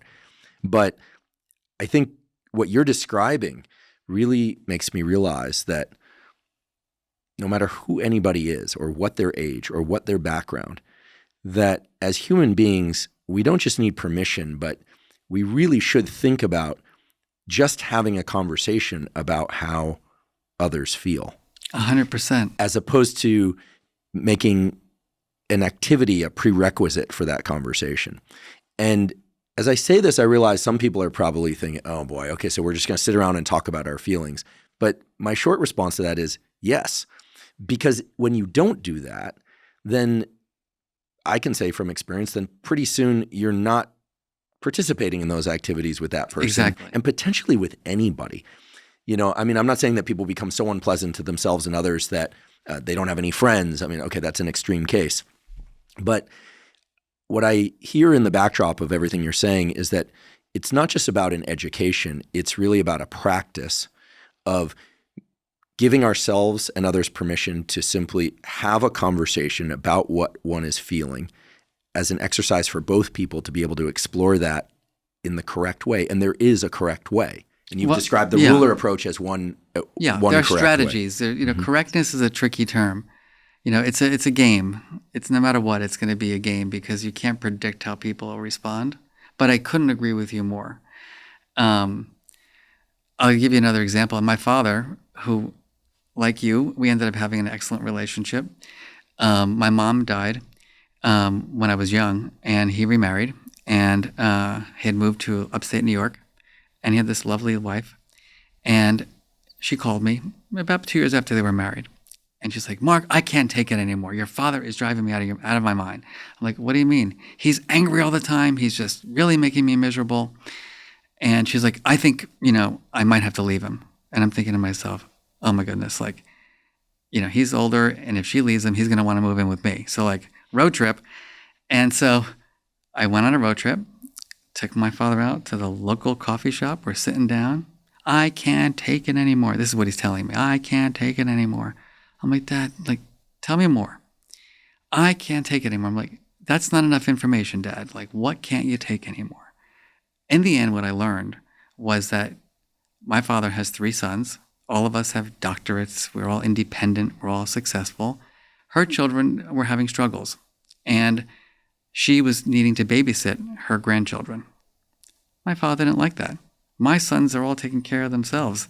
I want to, he's not realizing this, but what he's saying is, I don't like the idea of you spending so much time with these grandkids because I want your attention. Now, why do I tell you that? Because after my father and I spoke for about a half hour about this, I said, Dad, it sounds like you're jealous. He's like, what do you mean I'm jealous? I said, well, you're upset that Jane, your wife, wants to spend more time with the grandkids, and that's not time with you. In my emotion lexicon, I didn't use that term, that's jealousy. I can't believe you're telling me I'm jealous. I'm like, I'm not telling you you're jealous. You're telling me you're jealous. I'm just giving you the concept. Starts crying, hysterical crying, because he had awareness for the first time of his emotional experience. He was so emotionally illiterate. He just didn't know what he was feeling, and he was just acting out. Once he sat down and understood the experience of like, wife wants to be with child because they need support. I'm not happy with that because I don't know what to do with myself when she's spending time with the grandkids. It's jealousy. All of a sudden, we had a pathway to helping him regulate. Now, I'll finish the story by saying about 2 months later, Jamie, she calls me. She's like, Mark, I don't know what you did at that coffee shop, but like your father's a changed man. And, I don't take all the credit, take some credit, but it just shows you the power of emotional self-awareness. Like once you really know how you're feeling, it can be liberating. And then you can figure out what you need to do with those feelings. I'm letting that really sink in because, I think these days we hear a lot about therapy. Fortunately, in my opinion, I think, and I'm going to get the numbers only crudely right, but they're certainly in the right direction and amplitude. There was a survey done, I believe, at Stanford, asking students how willing they would be to seek therapy if they were dealing with an emotionally trying time. And this was in the, I think, early and mid 90s. And the numbers that came back were very low, somewhere in the teens or 20% of students polled. Whereas nowadays it's in excess of 80 or 90%. Very high. Yeah. And I think that's representative of Actually, a lot of... can I give you another example Please. of this? So here I am, a professor at Yale, teaching courses on emotional intelligence. Now, I should just let you know there's resistance oftentimes, and my students are fantastic in general, but there's a resistance to wanting to learn about emotional intelligence. What they want to do in general is get an A in my course, but they don't, and they want to memorize like, so the theory was written in 1990 by Mayer and Salovey. This is a pre-med course? No, this is just general. That was a joke against pre-meds. Love the pre-meds, but they're very grade conscious. I have stories about that too. But, and so I say, no, this is about you developing the skills. Like this is going to be, you're going to think really critically about, and part of the essays you're going to write are going to be your action plans for building your own emotional intelligence. I don't want to do that. I want to, get the test and get the A. After a month, I get them bought in. Interestingly though, because I make my courses into research, and I ask them to fill out surveys, how they're feeling, every class. Number one emotion, stressed. Everybody's stressed. I'm thinking to myself, like stressed out, like you got a good life here. But nevertheless, stressed, I have to have empathy, I get it. But I decided that I really had a hard time. Remember, I defined stress as having too many demands and not enough resources. I didn't feel like that was the actual feeling. Now, who am I to judge? But one way to get better at it was to have my students do journaling. When you're stressed, write about it. What's on your mind? What are you thinking about? Take a guess what the number one emotion was after we did the qualitative analysis. Of journaling about stress? Yeah, what they were really feeling. Fear.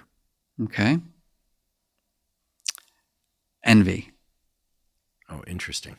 Envy. Envy. Your father is richer than my father. Your mother is more connected than my mother. You've got better hips. You've got better lips. It was endless social comparisons, right? And so envy, right, is wanting what someone else has. Anxiety is about uncertainty. Stress is about too many demands, not enough resources. And so here I was, having deeper knowledge of what was the underlying feeling or emotion that they were having, which was envy, not stress. And so I had a conversation with the counseling department, and I made a joke about it. And I was like, what's our university's envy reduction program? It wasn't, the most popular, conversation. And I just think it's interesting to think about it in terms of helping people to learn what to do with their emotions.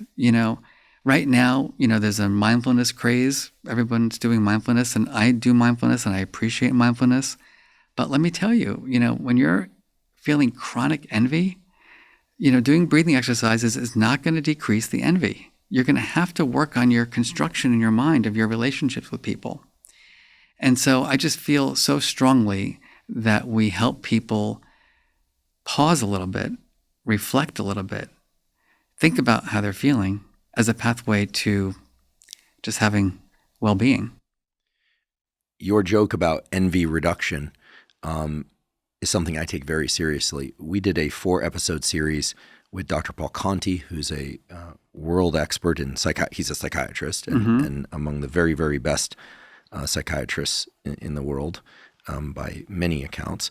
And he discussed during that series, but also on other podcasts he's appeared in, such as my friend Lex Friedman's podcast, that envy is actually at the root of much of the evil in the world.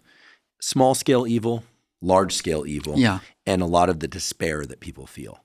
And I think it's a word that isn't discussed enough because like the sound of it is it's kind of gross, right? Envy. Right. Nobody wants to be associated with it. But fortunately, Dr. Conti described it as a natural human emotion in some cases. But I had no idea, and I don't know if he knows, but maybe he does through his clinical work, but I'll certainly pass along what you just said to him, that so much of the stress that I have to imagine good people, and these students are, after all, I imagine, are good people. They're not evil. Very few. Not characterologically evil, let's hope, are experiencing envy, the wish to have more of what somebody else has, maybe something specific, which of course gets to these more common phrases of people feeling that they are not enough. Yeah, which is going back to contentment. Mm-hmm. Right. I actually, I didn't draw the arrow. Now I thought I drew the arrow between contentment and envy. Right. So if one wants to combat envy, you can imagine that a program to combat envy might be perceived, if one didn't understand it, as a calling for people to just be content with less, which is not what we want, right? I mean, we want ambitious people in the world. We want people aspiring. We want people to have growth mindset. And yet we don't want people to be stressed and have a pervasive feeling of envy inside either. So how would you make inroads into envy? Well, I think, again, like all emotions, envy is not a bad emotion. The way I think about emotions as being, when we need to get help with our emotions is when, if it's an unpleasant one, it's intense and long duration, right? Momentary envy. I get envious all the time. I get envy. I watch TED Talks. I'm like, oh, that timing was amazing. And I'm like, I'm gonna try that out. So I use that envy of someone else's skill, as a way to grow. How does that differ? Sorry to turn your own work back on you from admiration or inspiration. Like, wow, they, like the that's what I'm getting at. Yeah. So that's the difference between the envy that leans toward admiration versus the envy, like what you're referring to, that leads to resentment. Right? It's if I hate you because you have, what I want. Now we're talking, pathological envy. Potentially. And so that's the self-awareness piece. That's the part of really getting, that differentiation of emotion, that granularity. Because again, it's like anger. It's not a bad emotion. Anger's okay. There's reasons to be angry in the world. When we get treated unfairly, we should be angry. Doesn't mean that we have to be dysregulated, right? There's an assumption that we make that when we experience unpleasant, strong emotions like anxiety or anger, that we're going to be dysregulated. I have a whole new relationship with my anxiety. Very different relationship. I spent years working on it. I notice it, and I'm like, hi, anxiety, how you doing today? And then it's okay. I can even be giving it, here with you or giving a speech or teaching, have that anxiety come in and not allow it to have power over me because I can observe it, I can welcome it, and then if it's in the way, I can say, anxiety, you're going to go back there for a little while. Or, Mark, sometimes, when I give speeches, like it's the same speech, right? You're like redundant. And it's like, I can't believe I have to talk about this again. And then I'll look at the audience and I'm like, it's their first time. And it's like, all of a sudden, like my despair turns into optimism and hope. That's all regulation. Conflict resolution is something that I think a lot about in any situation where emotions are discussed. And it brings me back to this earlier situation you were talking about where this woman said that she was going to find her child somebody to help him, to intervene. And you were thinking, well, why not you? His feelings meant she was going to go, by his feelings mentor. Right, exactly. And now there's a whole field of feelings mentors cropping up. That actually wouldn't be such a bad thing. Hey, that's another one of my goals. So That wouldn't be such a bad thing. Say it louder. I like that goal. So when we were talking about that, one of the things that surfaced was this notion that some people have a natural empathic attunement, or the emotion that the other person is feeling is a negative one and it's about us or about them. And as a consequence, we're not able to really be present to help the person the way that you helped your dad. Like he was frustrated with his wife. Yes. Had he been frustrated with you, it might be a little bit more challenging to say, hey, well, Dad, maybe what you're experiencing in terms of your frustration with me is actually blank. Yeah, right? Because for sure. You're now in a tether with them.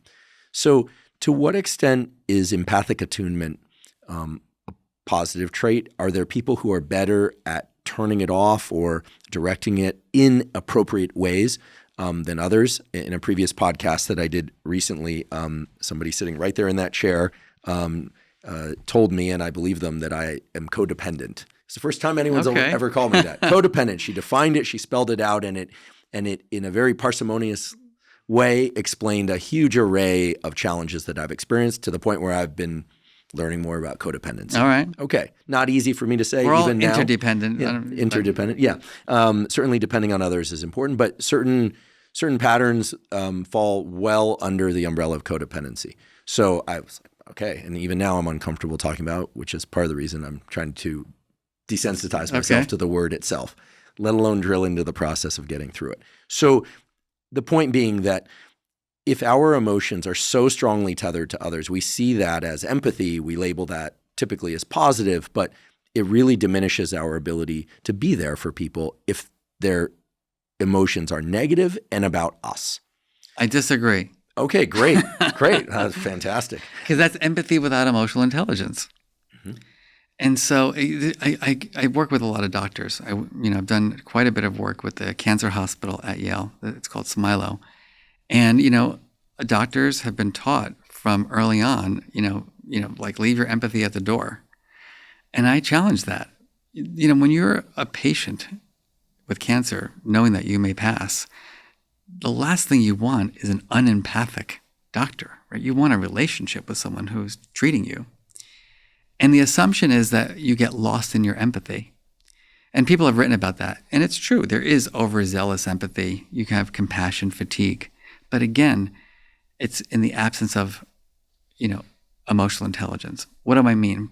Well, part of emotional intelligence is regulation. And so if I see my work as a cancer doctor as, helping people have the best last few months of their lives, that's a really interesting way to think about it. So as I'm in relationship with my patient, my mindset is I've come to the understanding that my job, people pass. But I could go down a rabbit hole of despair because everyone potentially may pass. Or I can see this as I'm giving someone a gift. I'm giving them a gift of my presence. I'm giving them a gift of them, feeling held and cared for. And so to me, it's all about the framing, of empathy. Yes, of course, if you can lose yourself in someone else's shoes, but that's not emotional intelligence. Emotional intelligence is saying, you know what? I'm noticing myself. I'm getting lost in your feelings. I need to pull back a little bit.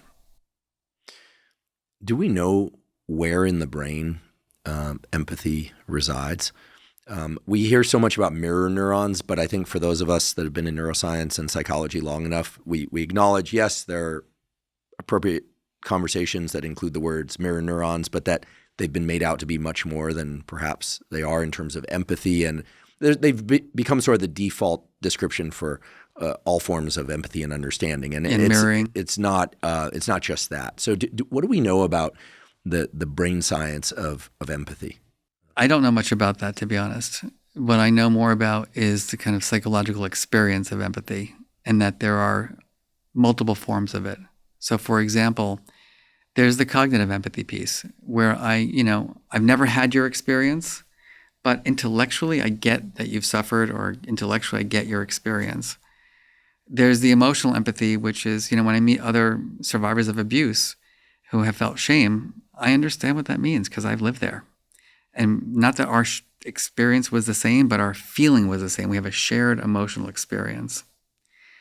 And then on top of that, that compassionate kind of form of empathy is what I think is what we need much more of in our society, which is we don't just cognitively understand where someone is or relate to their experience, but we feel compelled to be in relationship with that person and be supportive. I'm thinking about something else though that you spoke about earlier, which is this idea that and this is a misconstrual of my work and others' work, that the goal of this is to talk about feelings all day long. The last thing I want to do is talk about my feelings all day long. That is not helpful, actually. And I've had some experiences in my life, where just to be blunt, shit happens, and I call everybody I know, my best friends, my family. Can you believe this happened? I can't take it anymore. And then I hang up the phone and I did the same thing and they all listen to me. And then I've spent 2 hours on the phone telling the same thing over and over again, talking about my feelings. And I feel worse because I've rehearsed it 15 times. That's not emotional intelligence, right? When we're emotionally intelligent, we recognize and we know that just talking about it is actually not helpful. We need to be with someone who's that active listener, who's non-judgmental, who shows compassion. But when you're compassionate, you actually are bringing you back to the person saying, is this, the right thing right now for you? What else might you think about? I know when I've had really difficult experiences, the person who says things like, maybe could you just jump in the hot air balloon for a minute, Mark, and look down at your life? And besides this one thing that you feel like is the worst thing that's ever happened to you in your whole life, anything else going right? Yeah, my partner loves me. My dogs love me unconditionally. I got great friends. Oh yeah. All of a sudden, that little thing that's activating you is not so big anymore. That's emotional intelligence, right? Is not getting lost in the empathy, not just endlessly talking about feelings to the point where there's no strategies. And I think that that's really interesting because it goes back to something important, which is the permission to feel characteristics of non-judgment, active listening, and empathy, compassion. Never, and I'm talking, I have tens of thousands of people who've done this. Does anyone say fixer, problem solver? I don't even get smart or wise. When we think about the people who create the conditions for us to be our true selves, we don't think about the wisest, smartest fixer, problem solver. We think about the non-judgmental listener who shows compassion. And I think that has to be reinforced, that some of the fear that we have is that we're going to get lost in all these feelings, but no one's asking you to get lost in their feelings. What they're asking for is support. They're asking you to just listen and to maybe ask me a few questions to help me clarify my experience and then help me on a path towards feeling better. Yeah, I keep hearing that the way to do this properly is to ask questions as opposed to telling people what they need to do. Your friend or this person who was an effective source of support in that moment said, can you get in the hot air balloon and look down on your life? I noticed that they didn't say, get in the hot air balloon for a second and then do this. As a former partner of mine said, who I'm still on great terms with, no one likes to be shifted. Yeah, no one wants to be told what to do. Right. No one wants to be shifted. No one, no matter what state they're in, high or low, wants somebody to come along and try and shift them. Or just tell them go for a walk. Okay, well, why am I, to do what? Or meditate. Yeah. That one's become equally grating when it's probably a great thing to do, but perhaps there's a different way posed in the form of a question that would be more effective. I think the hot air balloon example also brings to mind something. I'll try and keep this as succinct as possible for your sake and for the audience's sake. But, having studied stress a bit in my laboratory and experienced a lot of stress, as most people have in their lifetime, it's very clear that when we stress, our mental aperture, our visual aperture, our auditory aperture, everything shrinks, right? It contracts. And we know that getting a different spatial perspective gives us a different temporal perspective. We can start thinking about our life binned in larger pieces and get that perspective of the things that in life that are going well. There's a meditation that, I guess it's a meditation, I don't know what to call it, that I started doing years ago when I was a junior professor because life was so stressful before tenure. And little did I know that it just continues to be stressful, but a pleasure to do the work. That involves basically doing a standard type meditation for a few breaths of closing my eyes and focusing on my body and what's going on internally, but then opening my eyes and focusing on something external like my hand or the room, and then going to the pale blue dot. Sure. It's a very wide aperture. So effectively the hot air balloon looking down. It's distancing. Distancing, right. And making this a practice not in a moment of stress, but each morning as I start the day, as a kind of reminder that our brains, our cognition and our emotions go through tremendous state differentiation, like we're kind of different people under these different space-time references. And that when we're in stress, we tend to get locked into one space-time reference. And I'm not trying to be, cosmic about this, but it's true. The nature of stress is to have us anchor to the stressor. Correct. And to put up mental walls to break out of that and physical walls. So it sounds like great supporters and we can help ourselves through the more unpleasant portions of the emotion scale if we want to by taking ourselves into this different perspective, using spatial tools, hot air balloon, pale blue dot. Questions to yourself. Say things like, Mark, I travel a lot and, I was just in Washington State for some presentations before this. Flight delays, and my flight got canceled. I missed a dinner.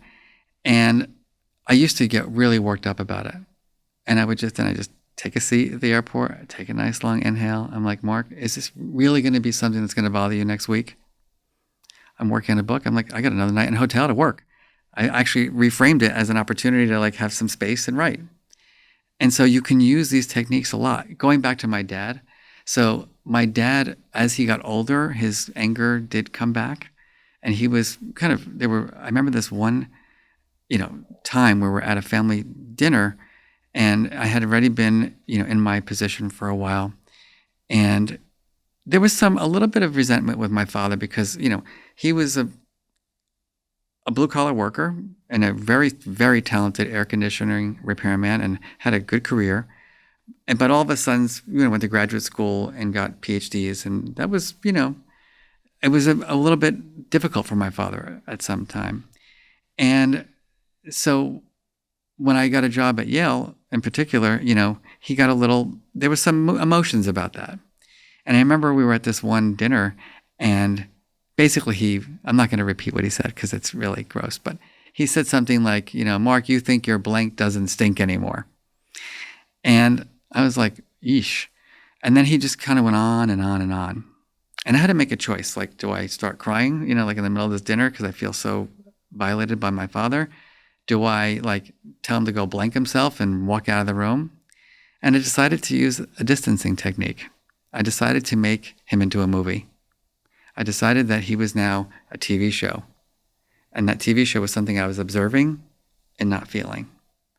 And that has proven to be one of the most powerful strategies for me, is when I'm in a position with someone who has a lot of negative energy. And as a kid who was bullied, I'm more affected by these things, I think. I create that psychological distance by just putting that picture frame up there and I just observe it.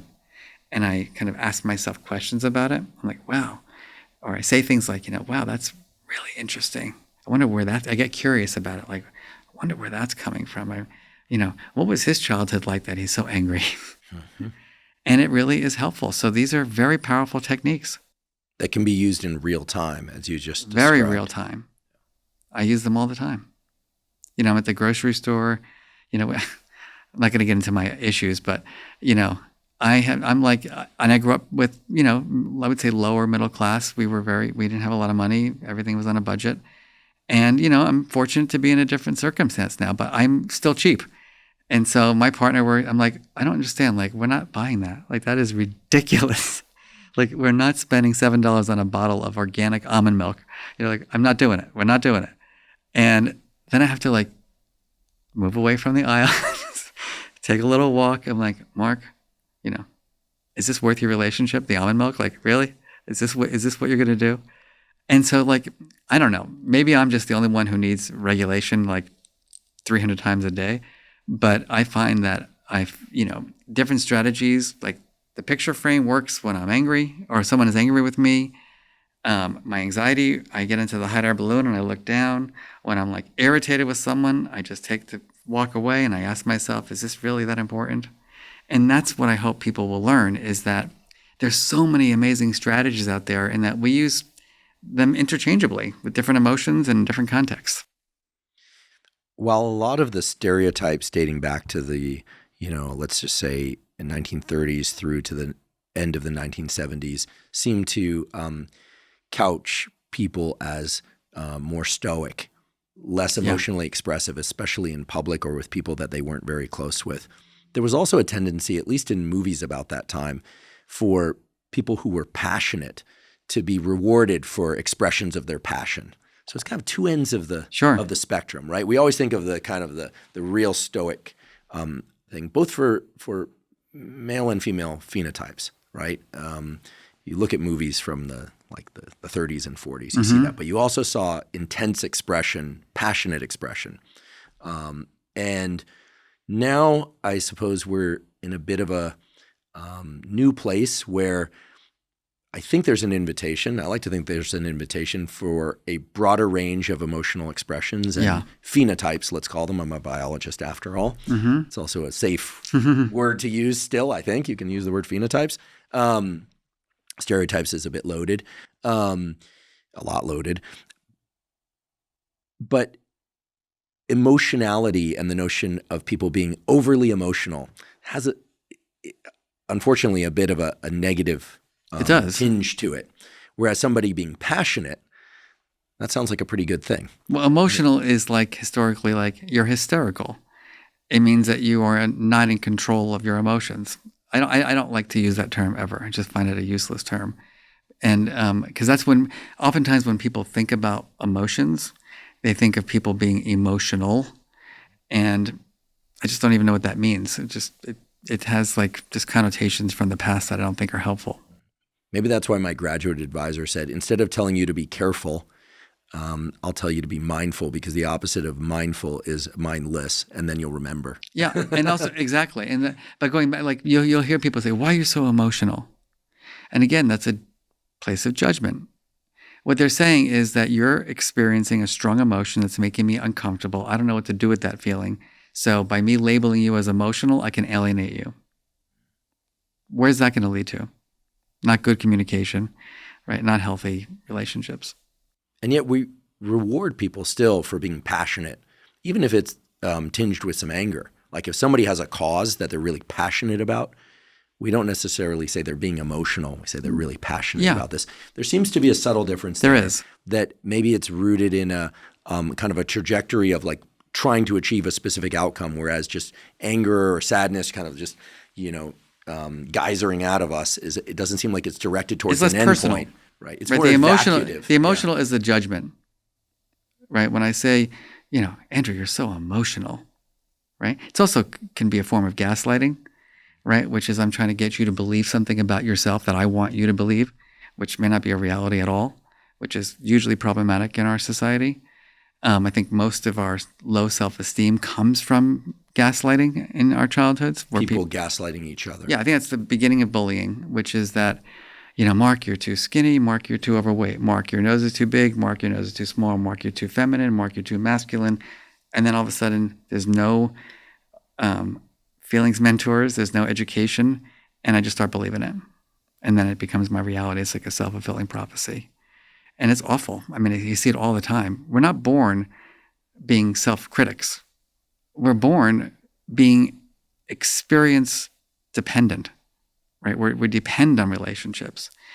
And if those relationships are mean and cruel and people are gaslighters, well, guess what? That's going to end up being how we think about ourselves. In your book, you include a number of really wonderful quotes, but one of them that I anchored to very quickly is the following. all learning has an emotional base. And it was none other than Plato that said that. What is the relationship between emotions and learning and decision making? Let's think about right now, right? Our interaction, right? As a teacher, right? I mean, how many of you have ever been, meaning your listeners and you, like how many of us have ever been in a situation in a classroom where it's like, all right, everybody, let's turn to page 357. All right, Mark, you're going to read paragraph 1, and Andrew, you're going to read paragraph 2. And your brain is immediately gone. So emotions drive our attention. It's so clear, right? If we're not feeling engaged or curious, we're going to be bored. And again, boredom, not a bad emotion. It just means like what's being presented to me and the way it's being presented is not meeting my needs. It's not engaging me. So my brain needs to do something. I'm just going to go doodle. I'm going to go push the kid here. I'm going to get on my phone. It's just where our brains are wanting to do things. When we're in environments where there's a lot of curiosity, where there is high engagement, attention is much better. So that's the simplest thing to think about. In my work, my whole career has been about building curriculum to help educators integrate emotions into their everyday classroom. And part of what we help them understand, going back to that mood meter, think about that for a minute.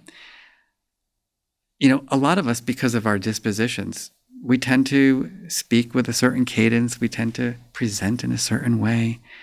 And if you're someone who lives in the green, right, you're just calm and content and tranquil and peaceful. The spa people. All right. Some of the yoga teachers, right, let's all turn our attentions to ourselves.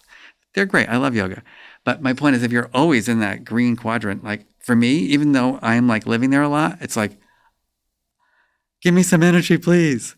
And then there's I have a friend who is a principal of a middle school in San Francisco, and she's a former tennis coach, and she walks into the school, team, let's go, go, go, every day. It's Heather, come on, you're overwhelming me.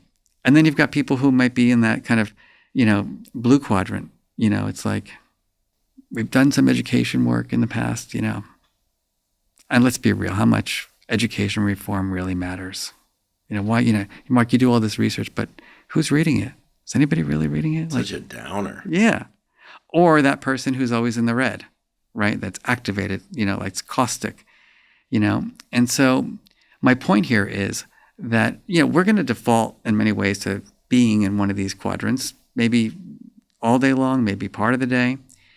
But as someone who is leading, because I consider leadership teaching, someone who's managing a team, as a teacher in a classroom, as a parent, couple, whatever, I've got to be aware of kind of where I live emotionally, and I've got to be aware that not everybody wants to be with me where I'm at. And my job is to create an emotional roller coaster ride for people, to bring people on an emotional journey, because that's what's going to keep them interested. And believe it or not, from our research and others' research, we know that certain emotions are better for certain things. So for example, if I want my high school students to be really brainstorming ideas, I'm not going to put on a Gregorian chant. Da, da, da, da. It's ugh. I'm going to put on, go back Lady Gaga, I'm on the edge of glory. And let's get pumped up and everybody, let's get the Post-its out there. And everybody's excited and just brainstorming. But then, which one are we, what's going to be the project? You can't be all hyped up because then your brain is not in a very kind of a building consensus kind of mode. So when we bring our energy level down, it's let me think about it for a minute. You're more thoughtful. You're more careful. You're more I don't know. Then people would say, well, why would unpleasant, low energy be helpful? Well, believe it or not, oftentimes we can be much more detail oriented when we're in that low energy, unpleasant place. It's like writing I do a lot of grant writing, right? It's I think it's great. Not a great idea. Mark, put on the classical music, zone everybody out, get into that place where you are going to look for every I to dot, every comma that should be a semicolon, every dash that should be this, paragraph matching. You can't do that when you're really super excited. It just doesn't, your brain doesn't operate that way. And then people say red, why would red be great? The best story I have for that is So I actually did a collaboration with Lady Gaga and her foundation, Born This Way Foundation, many years ago. And we did a study of thousands of high school students across America. And we looked at how do they feel when they're in school. And what we found was 77% of the feelings, I'm going to repeat that, 77% of their emotions at school were unpleasant. Tired, bored, and stressed were the top 3 back then. So we did this study. We were working on it as a big project called the Emotion Revolution. And we ended up going to the White House to present our findings. I had to make a decision. Like, I had the Secretary of Education at that time in front of me. I'm presenting this big study on the emotional lives of teenagers. Do I want to go in there like, I've got an amazing study to share with you? I'm like, not so great. Do I want to go in there like, Secretary, let's just take a nice long inhale and an exhale. That's not going to go over so well. Do I want to go in the blue? Like, it's pretty bad out there. No. I decided that red was my quadrant. I wanted the people in the education department to be fired up by this research. I want them to feel the passion that I had and the anger that I had, that it is an injustice for kids to feel that way in our nation's schools. We need to figure out what to do to create a more engaging learning environment. And so I decided to really present that in that way. I didn't present the findings and look at the data. I'm like, I want you to really take a look at these data, please. 77% I'm saying 77% of the emotions, tired, bored, and stressed. How is that going to lead to a nation filled with people who are innovative and creative and making a difference in the world? Think about it. We know how emotions drive the way we behave. If you're tired, bored, and stressed all day long, what's the result? And so I presented it that way. And, I did the best I could. And I think that's the magic of understanding emotion. Does this resonate? That we're gonna be intentional about the emotions that we feel, and that the emotions that we create in environments, whether they're at home or at school or in the workplace, because certain emotions work better for certain things. Yeah, your examples bring me back to your earlier mention of this brilliant 5-year-old kid who realized that his current emotional state was like the weather. It's going to change. In order to have that perspective, my guess is that he had to have already at some point moved from the blue quadrant, so low energy, low pleasantness, to the green quadrant, high pleasantness, low energy, to the yellow quadrant, perhaps not in this order. And yes, I'm using this to remind people about the quadrants. Higher energy, higher pleasantness, and then red, high energy, low pleasantness. Yes. Well, because he's checking in daily. Right. Right. So in this school, which we call a ruler school, that's what they do. Kids check in the morning and other times throughout the day, and they start to recognize that I can feel this way at one point of the day, and I can feel this way at another point of the day. And if I'm feeling this way and I'm about to do something where that feeling is not great, I can shift out of that feeling, or I can still feel that feeling and still be a good learner. That's incredible to me that we can do that. And I see it in thousands of schools, and it's done remarkably well. And you've developed an app that's freely available that allows people to essentially press the screen. Is that right? Yes. And to denote where they are on this energy versus pleasantness that's correct. Scale at numerous times throughout the day and night if they choose. We'll provide a link to this app in the show note captions. It's called How We Feel. Yeah, I've used it before, and a previous version, I need to update and get the new version, and I will. I found it to be immensely useful just to start thinking about emotions along this energy versus pleasantness axis. Yeah. After one does this for a few days or weeks, maybe checking in and touching the app, a couple times a day, maybe again in the evening upon waking. What sort of data or information does one get back that can be informative toward being a healthier, happier person? A healthier person. More contented. More content. Well, what's really cool about the app, and the reason why we have an app, is that technology can be super helpful in this instance for building self-awareness. So if I set reminders, which you can do on the app, to check in the morning maybe after lunch or right before I go home. You pick whatever works for you, or you can do it randomly. And then you aggregate your data across time. Right now you have instances of your emotions over time. But what's also cool about it is that you can disaggregate your data by things like who you're with, or where you're at, or what you're doing. And then you can analyze that. So you get your little mood meters that are all different colors because, wow, I thought I was more in the yellow at work, but I'm actually more in the blue at work. Or I thought when I'm with this person, I'm actually feeling calm. Actually, when I look at my data, I'm always anxious with that person. So it runs a reverse correlation. Yes. Fantastic. Yeah. And then you can just look at your report and then it asks you questions to get more insights. And also, importantly, we've embedded a lot of the strategies that I've been talking about. So like these distancing strategies or the breathing exercises or the mindfulness exercises or gratitude exercises, which, by the way, I was thinking in the back of my head as we were speaking about the envy reduction program. I think the number one thing is gratitude. That like if our brains are just endlessly searching for what's better that's out there than what I have, we're not experiencing any gratitude for what we have. And so I spent a lot of time helping people really understand, like, take a look, like, look where you're at as a student. Think about what you have the opportunity to learn. Think about the opportunities you have in life. And all of a sudden it's like, oh yeah, my life is pretty good, as opposed to everyone else's life is better than mine. So gratitude for me, sometimes it feels cliche these days. You've heard so much about it.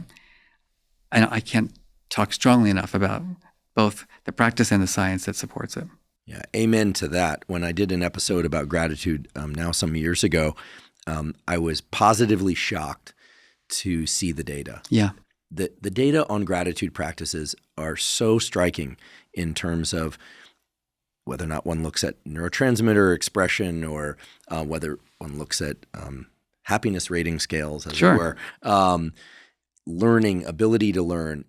So many things are improved by even short gratitude practices. Exactly. And it was interesting for me to realize that not only do effective gratitude practices include thinking about what one has, but also in observing others expressing their own gratitude either towards us or towards others. Yeah. So, there's something about the human brain that really thrives on gratitude. And the other thing that I think is worth mentioning, you said these students could, through a gratitude practice, realize the opportunity that they have. I think a lot of people default to the assumption that a gratitude practice will make them complacent and stop seeking to reach their goals. But actually the opposite is true. There's a smaller research, as far as I understand, maybe it's expanded in recent years, where if people do a regular gratitude practice, even 5 minutes a day, their achievement actually increases as well. So gratitude and complacency are they're not in the same bin.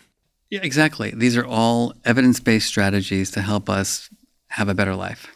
So clearly you're on a mission, and it's a wonderful, in fact, admirable one at that, to bring more emotional awareness. Can we call it that? Emotional awareness to kids and to adults to better the world. I don't think I'm overreaching there. I think that's the goal.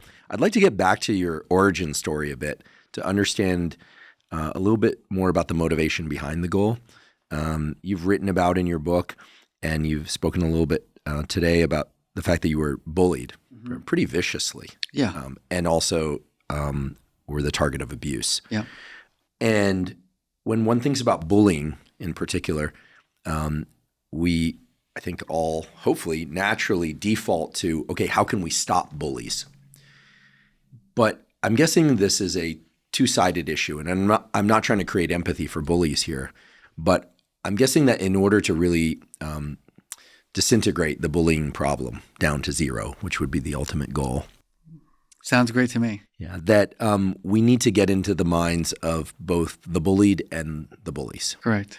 And as uncomfortable as that might be, maybe this is an opportunity to embrace some of the very practices that you've been talking about. Yeah.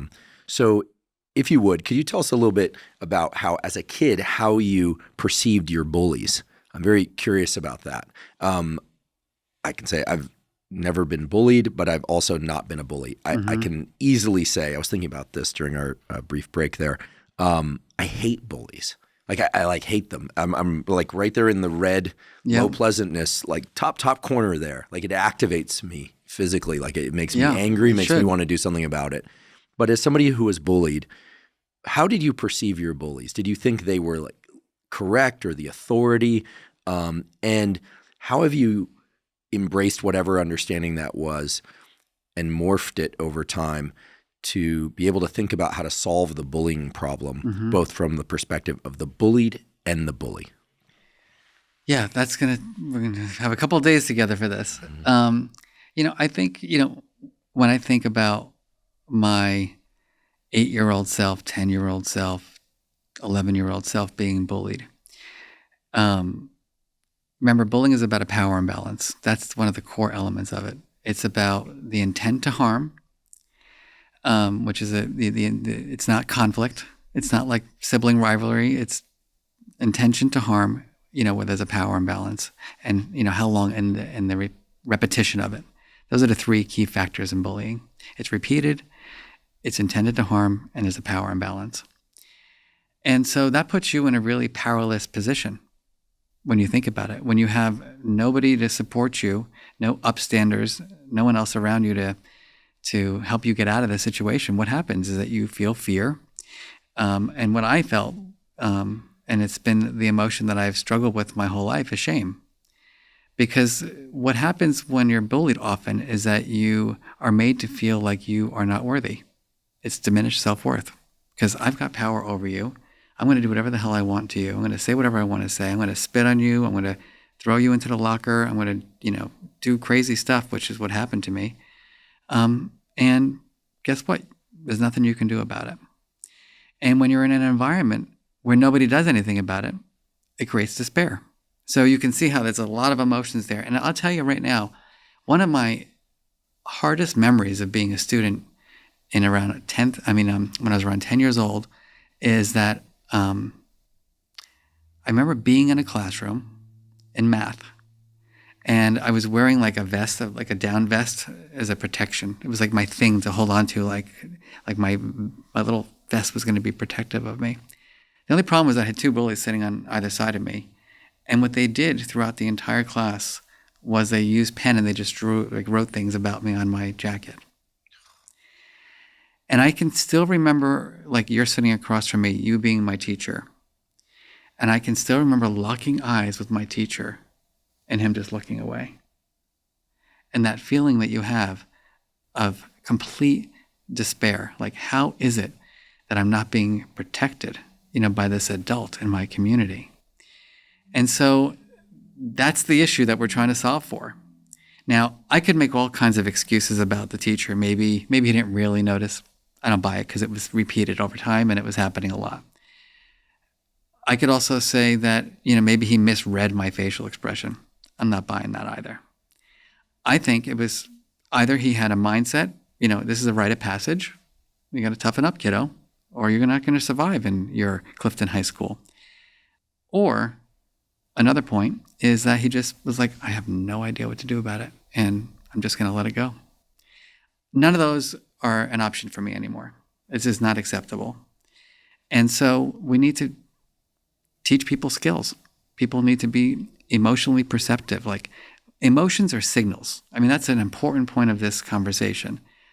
My facial expression, which was probably one of depression, fear, and shame, which is not one of a big smile in general. Obviously, there's variability, but point is that it's pretty clear when you're wearing a jacket and sitting like this in your classroom with a hoodie on, doing your work and people are writing on you, you're not in a good place.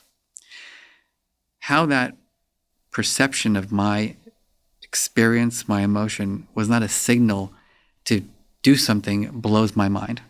It blows my mind. I'm just saying, I can't imagine an adult being in a situation with a child that is being treated that way and not thinking action. But yet we see it all the time. All the time we see it. Even nowadays. All the time. By the way, the research shows that bullying has not really decreased in the last 30, 40 years. Really? No. It is not. It's pretty much about a third of middle school, high school kids get bullied each day in school. And so this is the point of my work, which is that a lot of the programs out there are like, let's create school rules. All right, who's going to follow these rules? Like, how are rules teaching people skills? It's not working. my whole thinking about this is that we need to teach the things that we've been talking about: empathy, perspective taking, doing role plays, having people understand what it feels like to be in that situation. Like you said, you've never been bullied, right? And never have bullied, which is great for you, which means it might be harder for you to understand that because, right, the empathy for you might be a little tougher.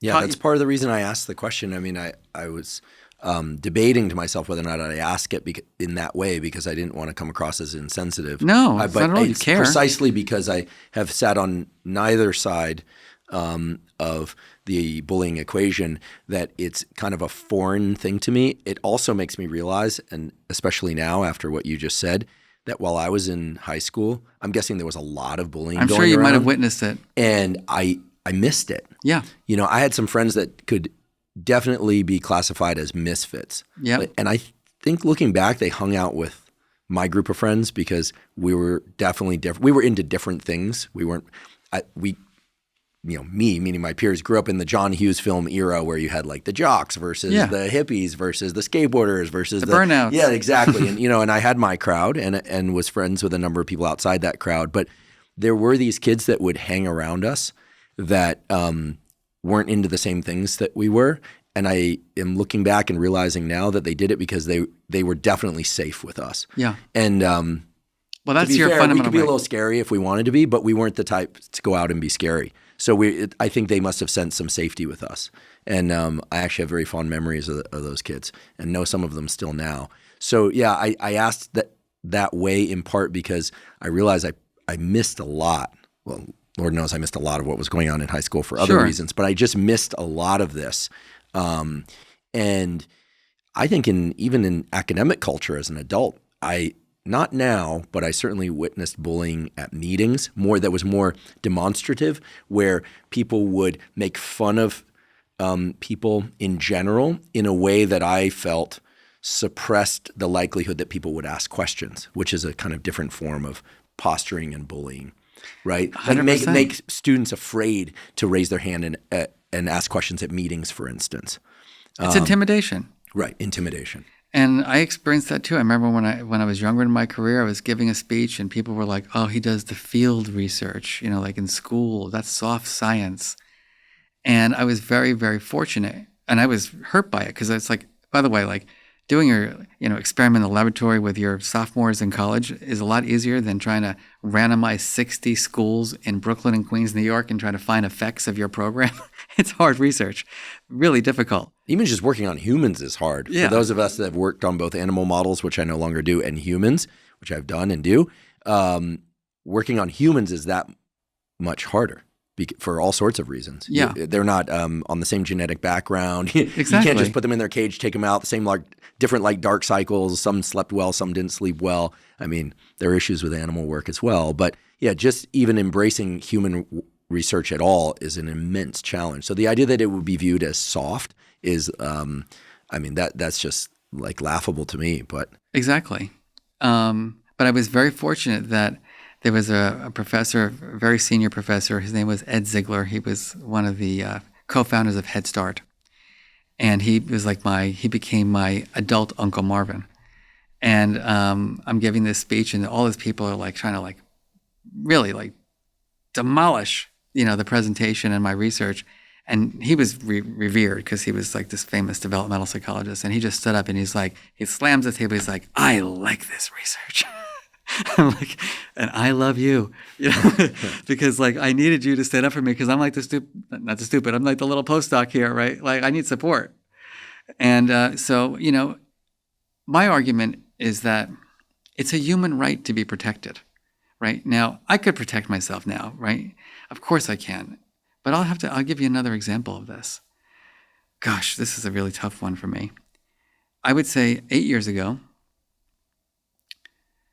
I was giving a speech at our university to a bunch of funders.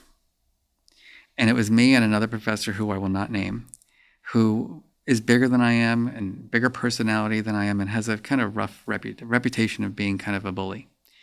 I went on first. Now, granted, I'm a pretty good presenter. And he was going on after. And I just, thank you, I went to the side. He gets on. Now, I actually did a presentation on bullying. As a matter, that's why I'm thinking about it. All right, I get off stage. I'm sitting, like everybody else. He gets on stage and changes his presentation and shows a video of a kid being horrifically bullied, which has nothing to do with his research. And I'm thinking, what the hell's going on here? And he plays the video. He's like doing that, like laughing to himself. And he's like, I just wanted to let people know that was Mark before he got his black belt. And I'm like, what a dick. Yeah, it was not cool. And I felt like, firstly, what was really interesting to me as a psychologist is that in that moment, I regressed to 10 years old. It was psychologically all the memories of all the feelings and the bodily reactions. I was like, boom. And then, luckily, I do have a 5th degree black belt. Luckily, I have a Ph.D. in psychology. Luckily, I've had 10 years of therapy, and I've been teaching emotional intelligence for 25 years. I'm like, Mark, you're 50. You've got a black belt. Like, it took me a lot to recover. And I had to make a choice because, I'm still intimidated by that. And it makes me sad to even admit it because I don't like that I'm at this place in my life where I still can be intimidated by the bullies, but it's how I feel. And I have to just accept that. And I decided, though, in that presentation was like, Mark, you got to say something. You're going to prove to yourself that you can do it. And so after he was over, I waited a little while and I just went up to him and I said, I have no idea what motivated you to show that video. But number one, it was not cool. And number two, it can never happen again. Never. And I can cry now thinking about it because it was very difficult for me, even as an adult. And of course, then I ran away. No, I didn't run away. But I took my breaths. I felt proud, that I was able to handle myself, which, may sound strange to some people, being an adult who's a psychologist, who has a 5th degree black belt. I have to reinforce that now to make myself feel strong. But it was such a powerful, it was a great moment for me, one of having the courage to face the bully. And interestingly enough, the guy never, he treated me like I was like the president of the university after that.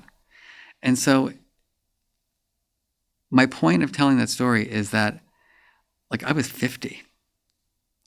That's old to cultivate the skills that I needed, right, to be able to deal with that very difficult situation.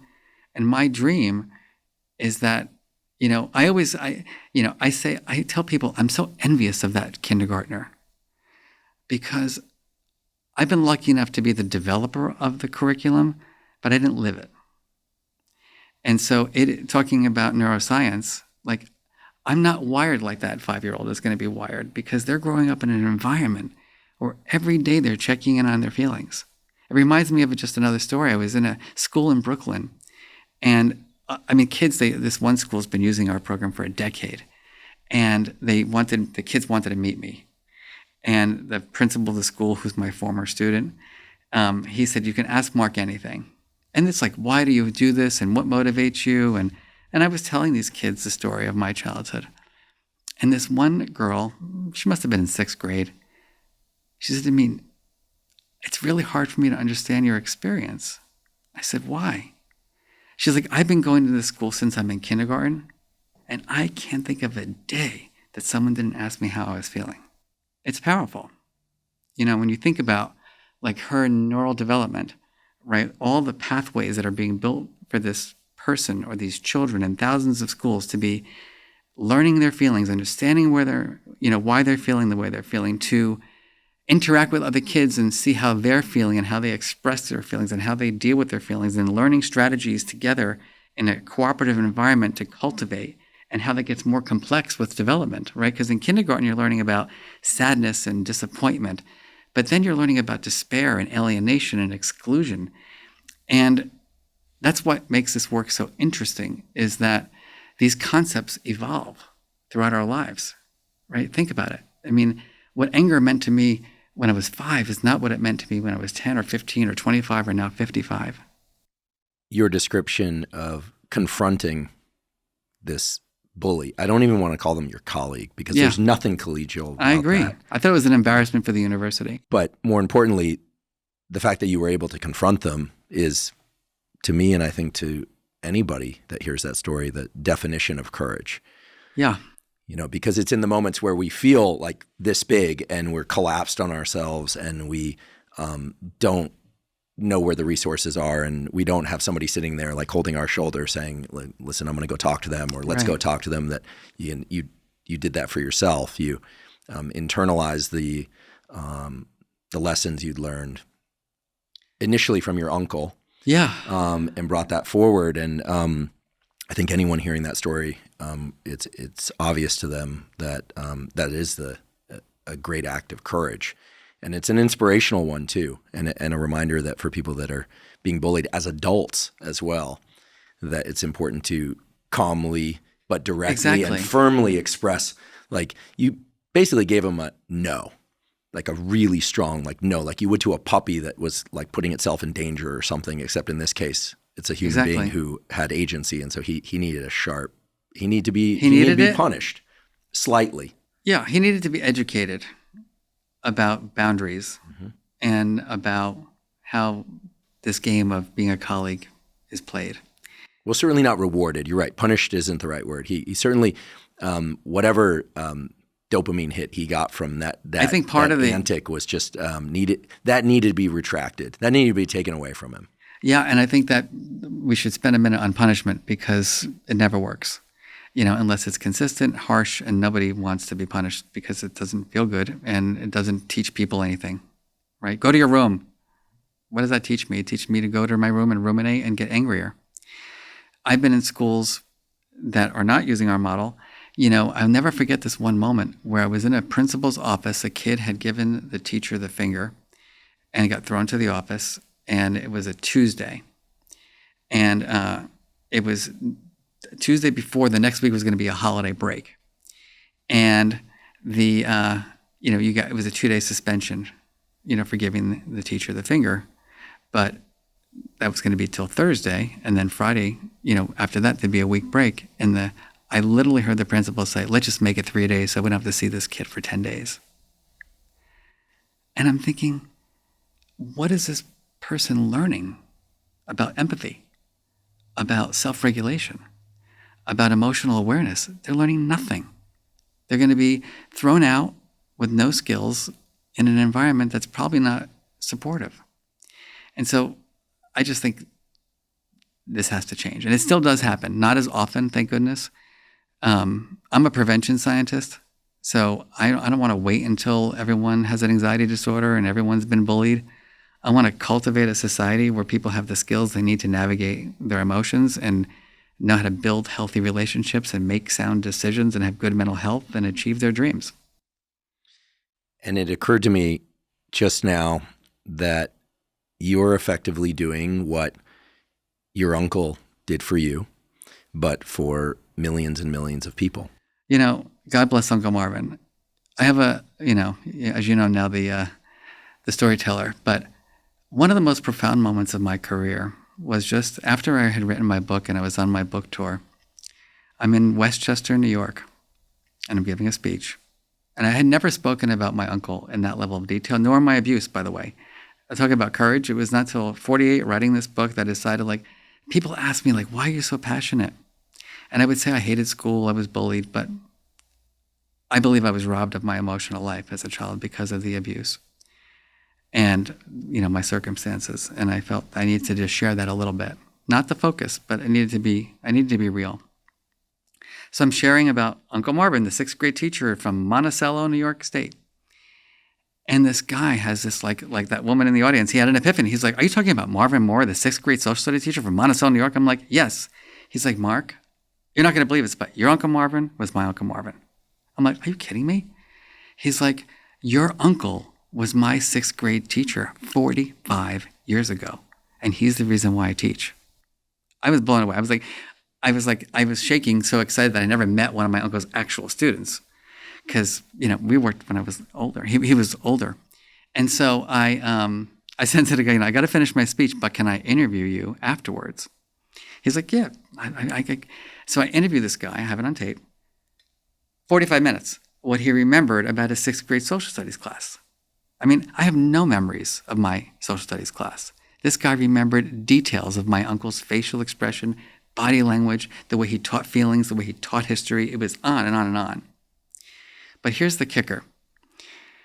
So we're done with this conversation, and he looks at me and he's like, Mark, it's really clear that your uncle had a profound influence on your life.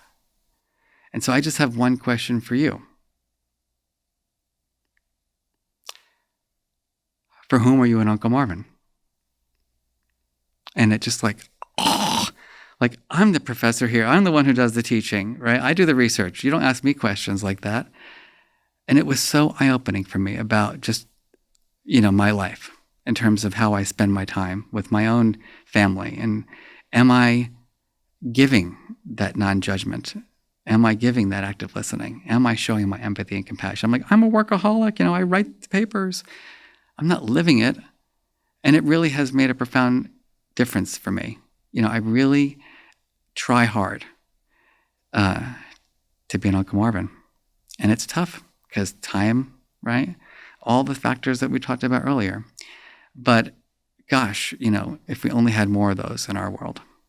Well, it's absolutely clear to me that you're extremely passionate about this mission of teaching people what emotions are and how to work with them, giving them really clear systems to do that, tools that they can do that.